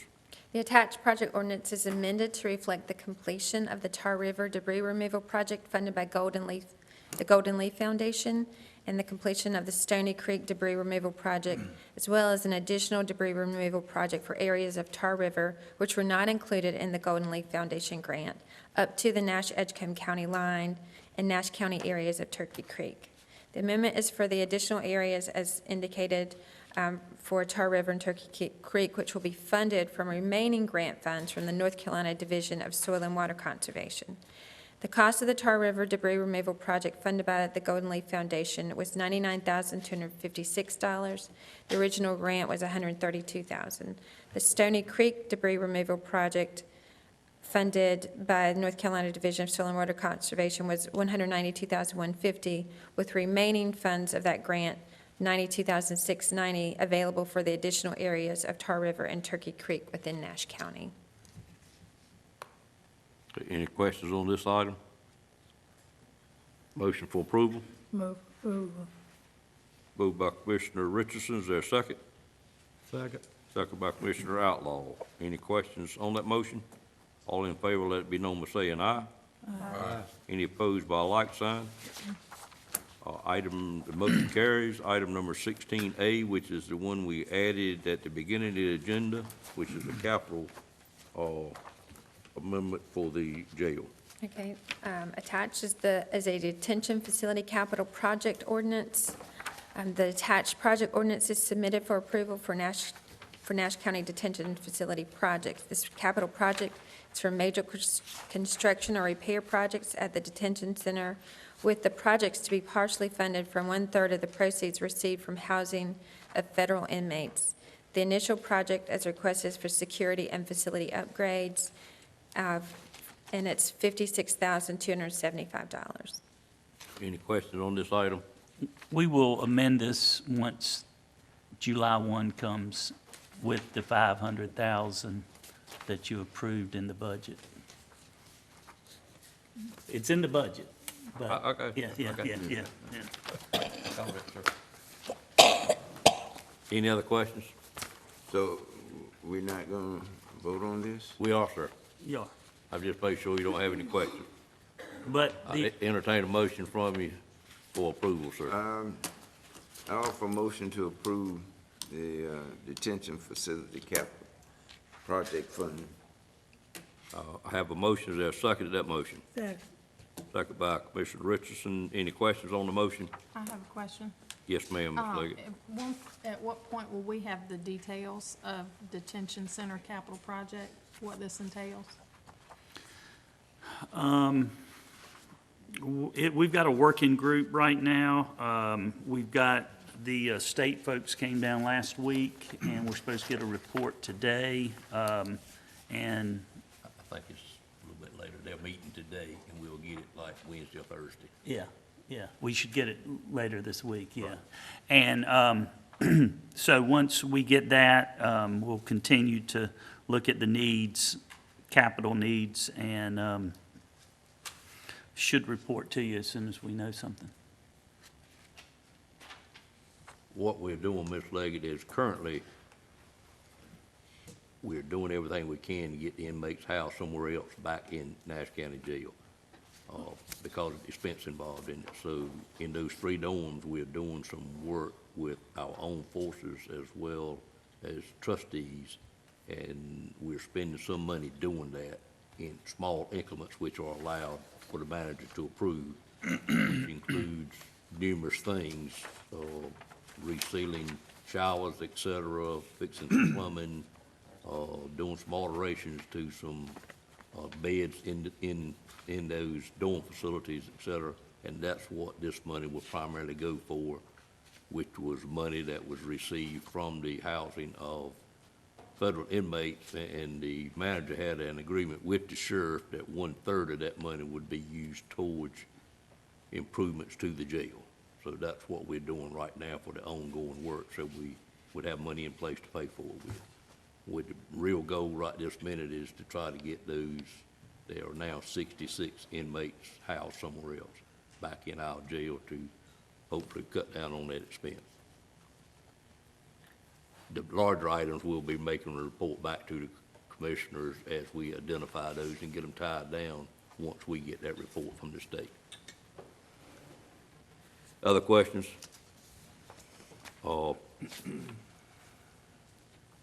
Did I vote on that, Madam Clerk? No. I have a motion and a second? Yes. Okay. All in favor of that motion, let it be known by saying aye. Aye. Any opposed by a like sign? Motion carries. Okay, we're now on item number 17, Ms. Wood, which is budget amendments. And I believe you have about 4 maybe? Actually, I have a few more. Okay, yeah, you have added a few more, you're right. Right. I have, these budget amendments are for fiscal year 2018, 2019. The first item is with Recreation and Senior Services. This budget amendments to budget additional revenue from the Senior Center donations and federal grant funds from the Medicare Improvements in Patients and Providers Act to support older adults, individuals with disabilities, and their caregivers to apply for special assistance through Medicare. It's $4,566. No additional county dollars are requested. The next item is with Emergency Services. This amendments to budget fiscal year 2019 T2 2019 Tier 2 grant proceeds from the North Carolina Division of Emergency Management for hazardous materials, emergency response planning, training, and related exercises. It's $1,000. No additional county funds are required. Next item is within the Sheriff's Office. This budget amendment appropriates donated funds from the Sheriff's Citizens Advisory Committee to provide items for needy families and other services. It's $7,326. No additional county funds are requested. Next item is with our Water and Sewer Department. This amendment is to budget additional water and sewer revenues and related expenditures to cover additional industrial usage over projections for fiscal year 18-19. It's requesting $141,000. No additional county funds are requested. And the next item is with the Planning Department. The purpose of this amendment is to budget additional funds for wireless communication facility, a cell tower project reviews performed by the county's third-party telecommunications consultant, Cityscape. These are pass-through fees paid by the applicant at the time of the project's submittal and invoiced by the consultant after review has been completed. It's $5,000. No additional county funds required. The next item is within the Health Department. This amendment is to budget a one-time grant from the Twin Counties Sugar Run through the Nash County Health Foundation. These funds will be used to coordinate diabetes prevention and awareness programs for residents of Nash and Edgecombe counties. $7,000. No additional county funds are required. The next item is with the jail. This amendment is for additional funds to cover departmental budget overruns projected through June 30th. Funds are needed as noted below to cover shortages for utilities, gas for vehicles, adult detention, juvenile detention, and additional costs for medical services and food and provisions. It's requesting a fund balance appropriation of $173,500. The next item is with the asset forfeiture funds. This budget amendment is to budget revenue received in fiscal year 18-19 to purchase 5 vehicles and equipment supplies for outfitting the vehicles and to cover the adult detention costs associated with the temporary transfer of inmates to other detention facilities. It's $320,000. No additional county funds are required. Okay. That's 8 budget amendments. Any questions on any of those from commissioners? Well, all those budget amendments on our agenda. You had 4 originally, Mr. Belfield, then you got an update to the agenda sent to you maybe a day or 2 after the original one, and they were indeed on that update. Correctly stated, Stacy? Correct. Okay. If you're on your updated, if you updated your agenda, it would be on that.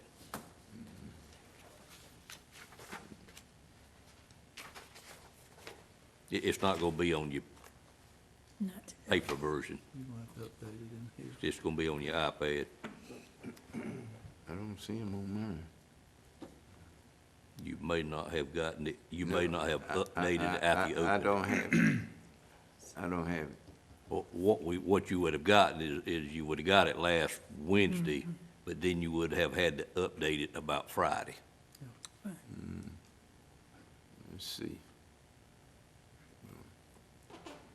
Mr. Outlaw, can you show him on yours where he's at?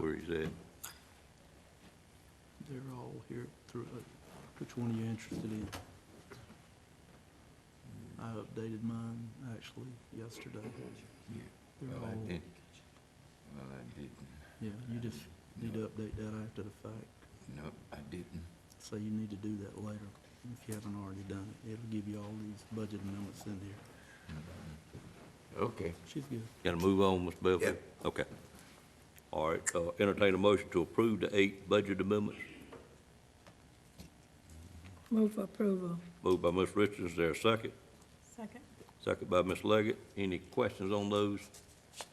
Belfield, once you get a chance to look at it, if you got any questions, just get with Ms. Wood and she'll answer them for you. Yeah. Okay? Yeah. All in favor of the motion, let it be known by saying aye. Aye. Any opposed by a like sign? I'm fine. Motion carries. I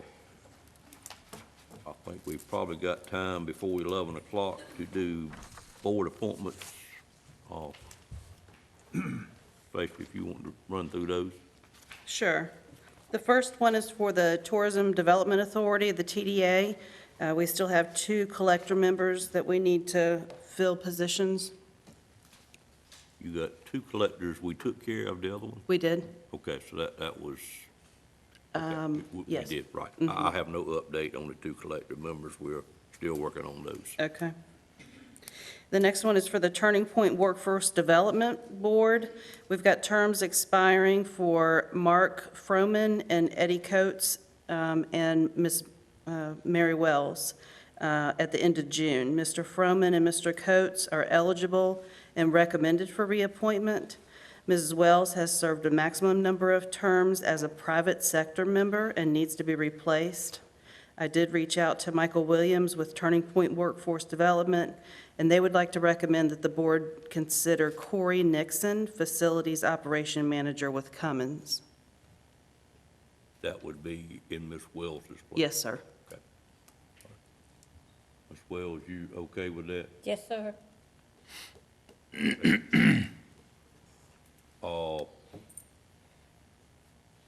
Do you suggest we go ahead and reappoint the other 2? Yes, sir. Okay, all right. Entertaining, do you want to do those? I guess we need to do those in the, any questions on that particular one? We got 2 reappointments and 1 new appointment. Entertain a motion for approval. So moved.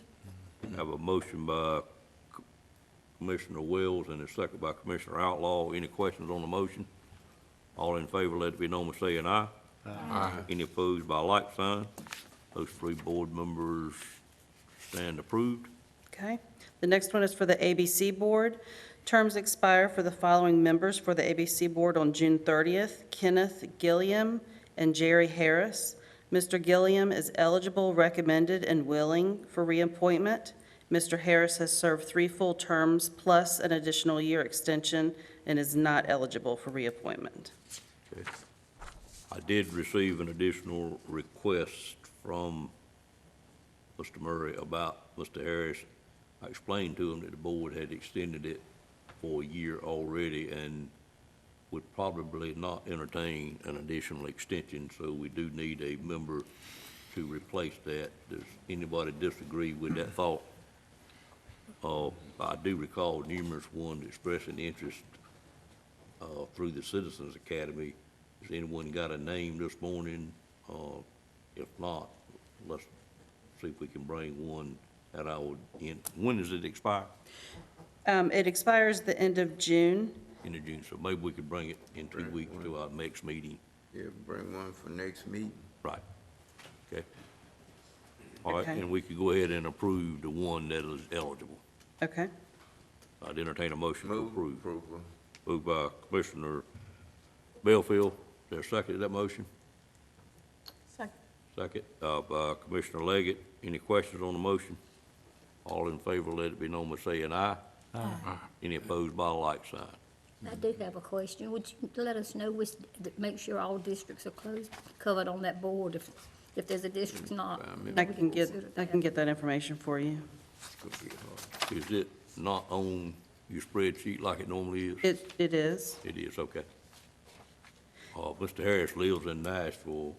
I don't know if that's your district or Ms. Richardson's It's district. Dan's, I believe. It's who?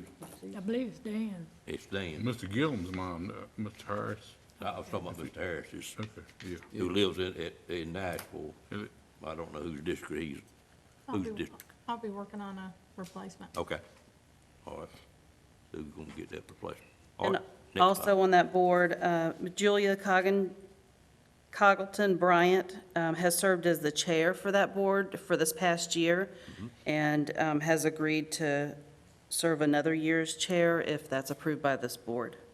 Is this the meeting we would normally do that? Yeah, So it's fiscal year.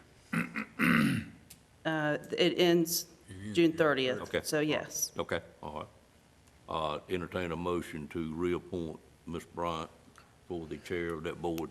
So moved. Moved by Ms. Richardson, is that second? Second. Second by Commissioner Bellfield. Any questions on the motion? All in favor of the motion, let it be known by saying aye. Aye. Any opposed by a like sign?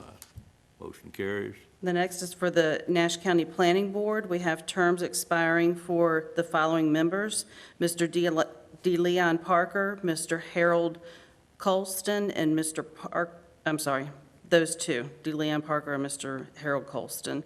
Mr. Parker is eligible and willing and recommended for reappointment. Mr. Colston, however, does not wish to continue to serve. I provided you with some additional information from our planning director, Mr. Adam Tyson, about the districts. You can see that information there. We do have a void in District 4, and that's Sue Leggett's district, and I think she's working on somebody.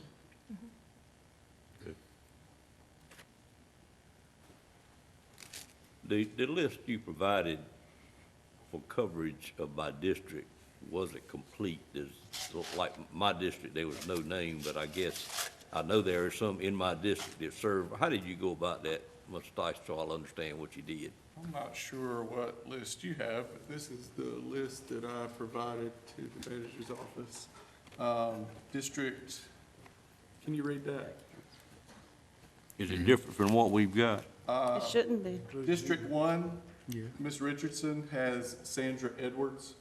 District 2, Mr. Belfield has no representation. That's not entirely surprising, considering that district is entirely within the city of Rocky Mount's planning and zoning jurisdiction. District 3, Mr. Cone has Ms. Barbara Pulley and Mr. Chris Sandifer on the board. District 4, Commissioner Leggett has no representation. District 5, Commissioner Outlaw has Mr. D. Parker and Kevin Smith. District 6, Ms. Wells has Mr. Moses Brown. And District 7, Commissioner Davis has Leonard Breedlove and Jeffrey Tobias. Well, I just left you completely off. I'm sorry. Well, in the past, my district. Hold on just a bit, Mr. Belfield. What do you mean by that? In my notes On here, your note here, the last district that I listed was District 6. She just inadvertently left it off. Oh, okay. Yeah. So I didn't have it. No, you did not have it on Okay, there. that's okay. That's fine. But you do have 2 planning board members. Right. Well, that's my real question. You mentioned that it doesn't surprise you about Mr. Belfield.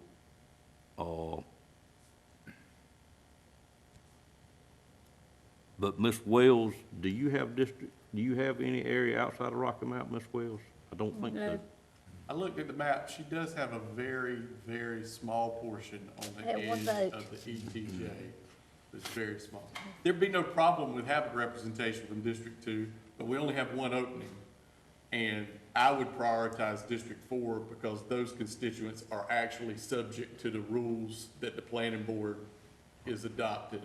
And I guess my real question is, I've got 2 members that live in Rocky Mount, even though I've got some out and in. Should we have members that live in Rocky Mount? there's no requirement that the planning board be made up of any specific geographic makeup. Okay. You could appoint 9 members that all live in Spring Hope, and that would be legal. Might Okay. not be the best course, but it'd be legal. But Okay. because you had an opening, I tried to give you I got you. some kind of recommendation, and so we landed on somebody from District 4. All right, I think I'm clear. Okay. Okay, Mr. Chair. Yes, sir, My Mr. Belfield. comment, I'm getting ready to make the comment. I that, apologize for interrupting you, sir. My district has had members on there before. Mm-hmm. You go back and check the record, I can recall 2, It has. I know that to be factual. yeah. Yep. And it could now from what he just said. Yeah, well, that's what I want to bring up. You wouldn't exclude it because it's, the planning board is for Nash County. Right. I think it's, at this time, with what we got, with the 1 opening we have, it's probably, if you would be kind enough to agree with me, more important to get one in District 4 in a rural section than it would in Rocky Mount. I have no problem with that, Okay. but just don't completely exclude District 2. I fully understand your request, sir, and we will make sure we note it and honor that. So we have a vacancy there that we need to fill, and Mr. Parker is eligible, willing, and recommended for reappointment. Okay, good. And Sue, you say you're working on one from your area. Okay, we good. What next? Mr. Parker is eligible. You just said that, didn't you? All right, entertain a motion to approve Mr. Parker, Mr. Outlaw. So moved. Thank you, sir. Is there a second to that motion? Second. Second. Any questions on the motion? All in favor say aye. Aye. Any opposed by a like sign? Motion carries. Okay, and the next one is for the Nash Community College Board of Trustees. The term for Mr. Samuel Dickens III expires at the end of June, and he is also eligible, recommended, and willing for reappointment. I move reappointment I said for that. Sam Dickens. Have a motion by Commissioner Belfield, second by Commissioner Wells. Any questions on that motion? All in favor, let it be known by saying aye. Aye. Any opposed by a like sign? Motion carries as well. And then the last one is for the Nash County Jury Commission. The term for Dr. Reed Parrott Jr. expires at the end of June. I spoke with him. He shared that he was honored to serve in this role, but he has asked that we find a replacement for him. We also reached out to Linda Thorne, and she does not have any recommendations for the board, and she wants you all to make the recommendation, yes. Anybody bring a name, or we want to work on that one? Yeah, I think we need to work on it. Okay, Okay. we'll try to take care of that. When does Dr. Reed's appointment expire? The end of June. End of June, so we need to try to do that in 2 weeks also if we can. All right, that it? That's it. Okay. Because I'm beyond 11 o'clock just a little bit, I'm going to now move to item on the agenda of item number 21, which is a time Pacific on the agenda of 11 a.m., which is the Board of Equalization and Review. And I would temporarily suspend the regular Board of Commissioners and open up the meeting for the Board of Equalization and Review. Do I need a vote to I think you recessed it. Okay. All right, so at this time, I will call on Doris Sumner to make this presentation for us. Good morning. Good morning, ma'am. So at this time, I guess we're going to do the Board of Equalization and Review. We are indeed, ma'am. Okay? So in keeping with the general statutes, the Nash County Board of Equalization and Review will meet to hear upon request any and all taxpayers who own or control taxable property assessed for taxation in Nash County with respect to the valuation of such property. So at this time, if there are any appeals for property, this is what we would do at this time. Do you have any you're bringing to us? The tax office currently does not have any appeals. Okay.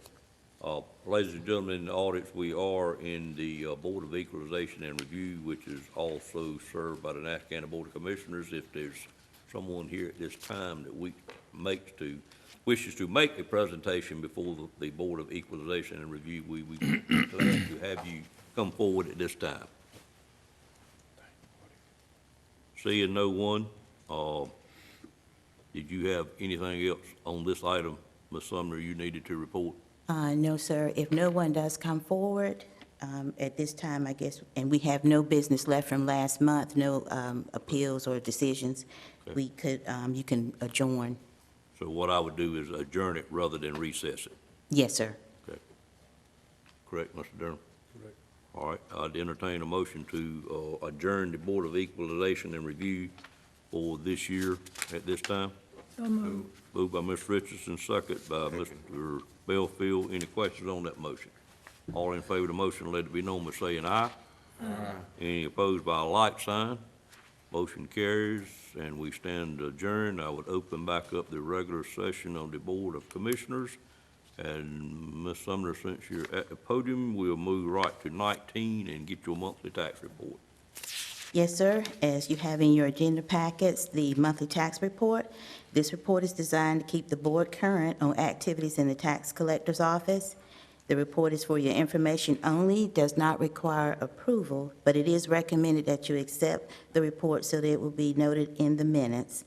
And also, if you have any questions on the report, I would be glad to answer anything. Okay, any questions by commissioners at this time? Mr. Lamb, any comments, sir? Just, I've seen the preliminary figures for May, and we're doing really well, and want to thank the tax office for all their hard work. Any other comments? Ms. Sumner stated that we needed to accept the report. Do we need a motion to accept the You report? do not need a motion, yeah. Okay. I didn't know what- Correct, we will. I would entertain that motion now if there's no other discussion. So moved. Second. Well, hold on just a minute. I don't think I normally do that. No, do I? we don't. Okay. That's You just- why I asked the question. Just accept it, okay. We just accept it. Thank you. Yes, sir. You actually have the next item as well, which is item number 20, tax refunds. Yes, sir, we do have one tax refund this month that we need approval so that we can disperse those funds. Okay, you have that in your agenda package. Is there a motion to approve that one? So moved. Moved by Ms. Richardson, is there a second? Second. Second by Ms. Wells. Any questions on that motion? All in favor, let it be known by saying aye. Aye. Any opposed by a like sign? Motion carries. I'm interested who the distinguished gentleman you have on the road with you back there is this morning. Oh, I have two this month. Eddie McCoy, who's our real estate supervisor, who's here just in case if we had anyone with appeals, and also our former administrator and part-time employee, Jim Wren. I was gonna get to him next. He was double distinguished. Mr. McCoy, glad to have you here this morning. Y'all must be doing a good job if everybody's happy with what you've done. Amen. Kind of amazing, really, to me, Amen. with as many, different parcels that we have, that no one has an issue at this time. We thank you. Yes, sir. Thank you. We are now on, we have done 21, so we are now on item number 22, which is commissioners that wishes to make a comment. Any commissioner wish to make a comment at this time about any item not covered on the agenda?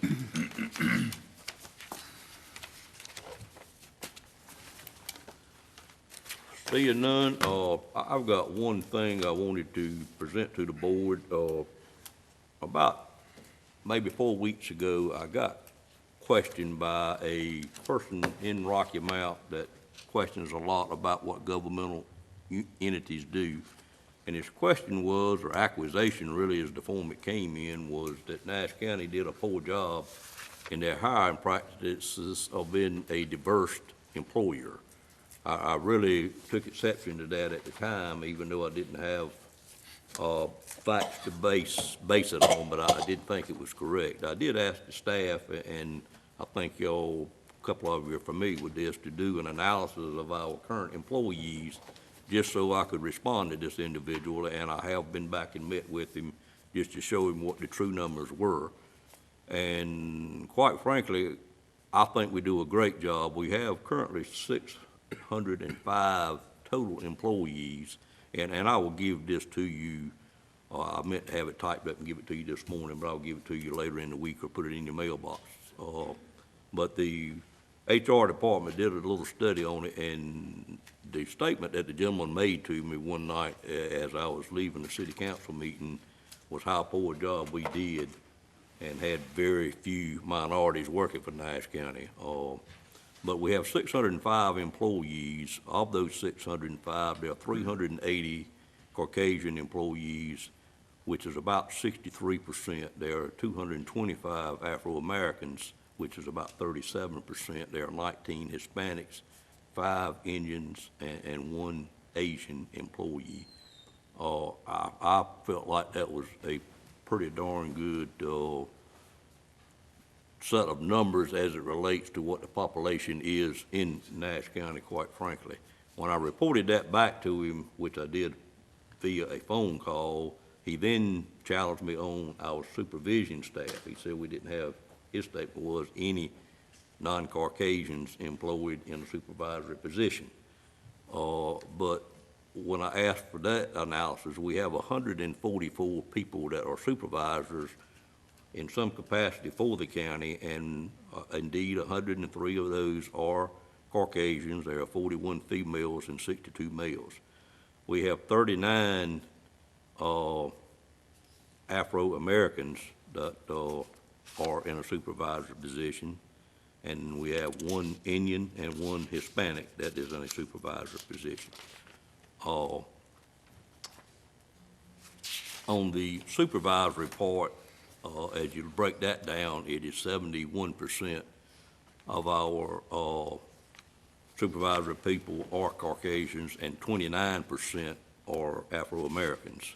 And then we had, as I stated, one Indian that is in a supervisor position and one Hispanic. So it indeed is not what he stated, which was that we had done, but a long way from that. I think Mr. Lamb, in his time, just remembering who has been hired, has done a good job of increasing the number of supervisory people that we have as minorities in our supervisory positions, and I appreciate that. There is room for improvement. The makeup of Nash County, I also asked for, actually, I think I went online and studied that myself. I asked for something from the county too, and just compared the two of them.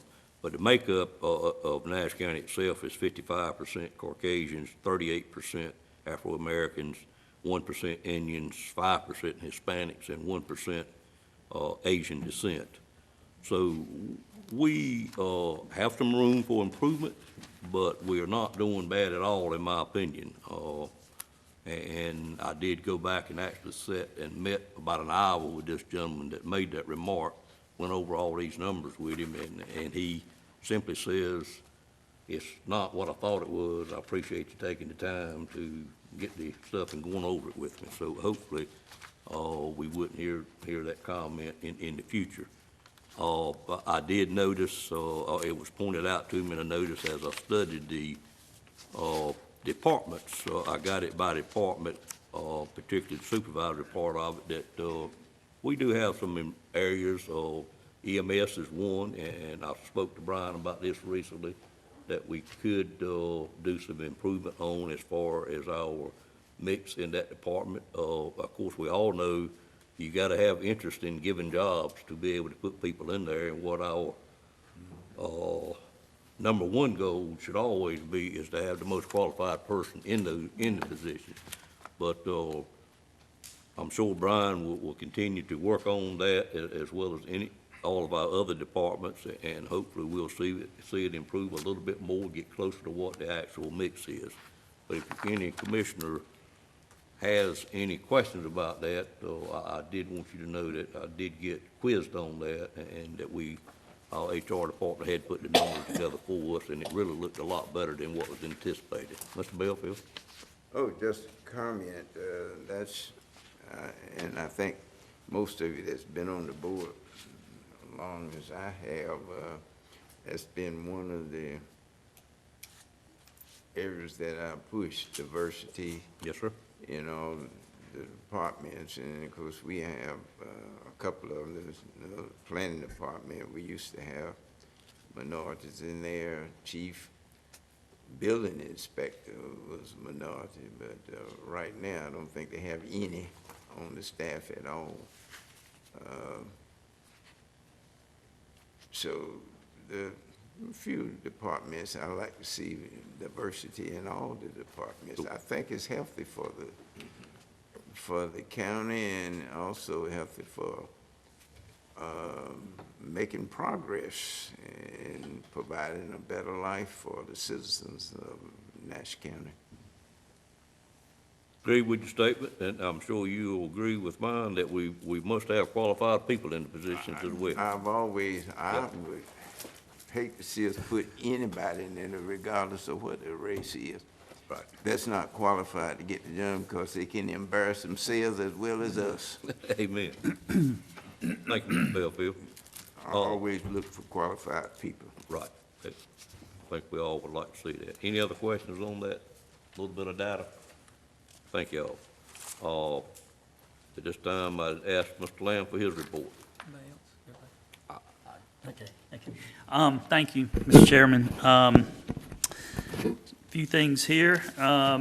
Reminder about the chamber-sponsored legislative forum at Bienvenue Country Club at 8 a.m. this Friday. All of our elected legislators are scheduled to be there. We have arranged for Commissioner Leggett to have an orientation at UNC Nash Health Care on the 12th of June. The process is they recommend someone to the board. Well, we recommend somebody to them, they recommend somebody back to us, and the commissioners appoint them. And so we're going to, Ms. Leggett has agreed to at least go through the orientation, and hopefully we'll have a good fit there. The 2019 Small Business Celebration is at Rocky Mount Mills Powerhouse at 6 p.m. on June the 27th. Reminder that due to the 4th of July Independence holiday, I believe is on a Thursday, we will have our regularly scheduled board meeting the second Monday, July the 8th.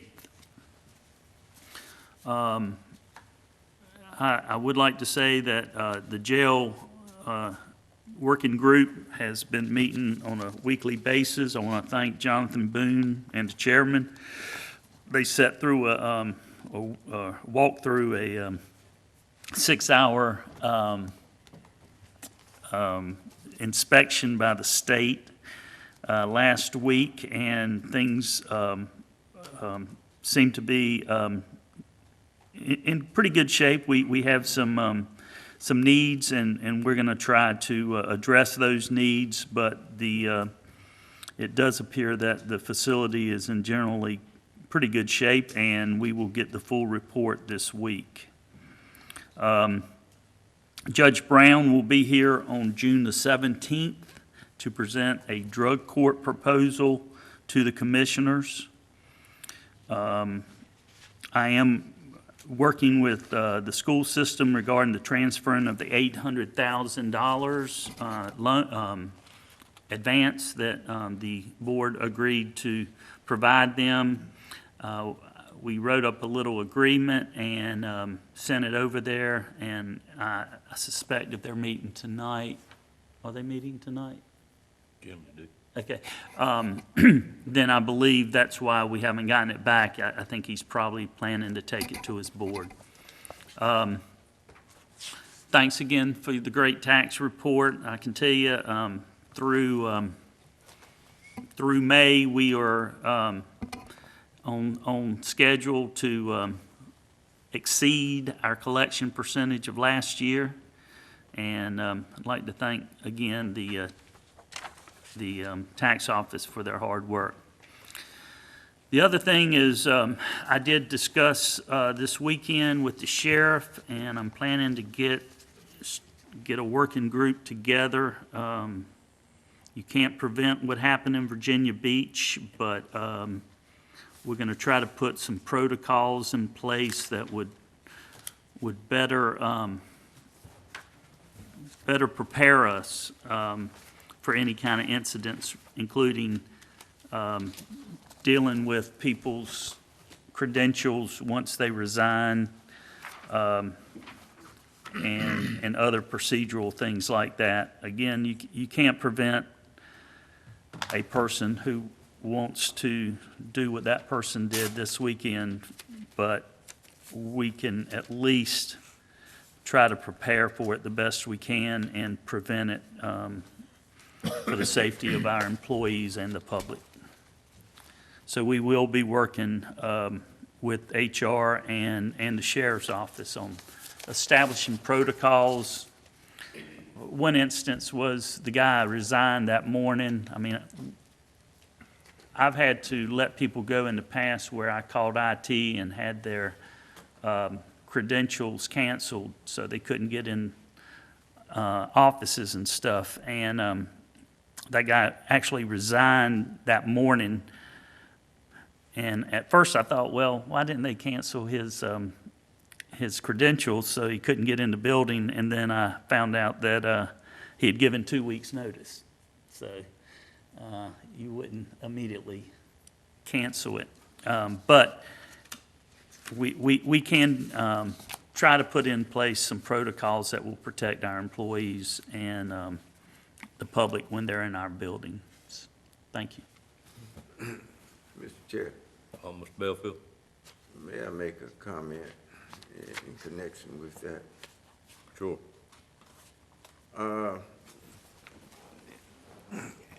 I thought about it quite a bit after this last incident up at Virginia Beach. Mental illness, and it's not an easy thing to detect, but it's one we need to start putting on the national, state, and local level on mental illness. We have human services departments.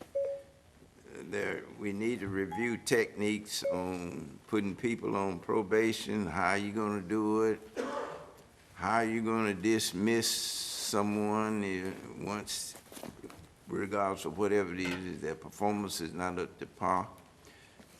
All those things need to come into play, and we just need to, as a community, as a government entity, starting with the national level and working on down, put some priority on mental illness. I know situations where people recognize themselves mentally they needed some help and couldn't get it. And some end up committing suicide, and end up hurting someone else and don't care what happened to them. And apparently this was the situation with him. But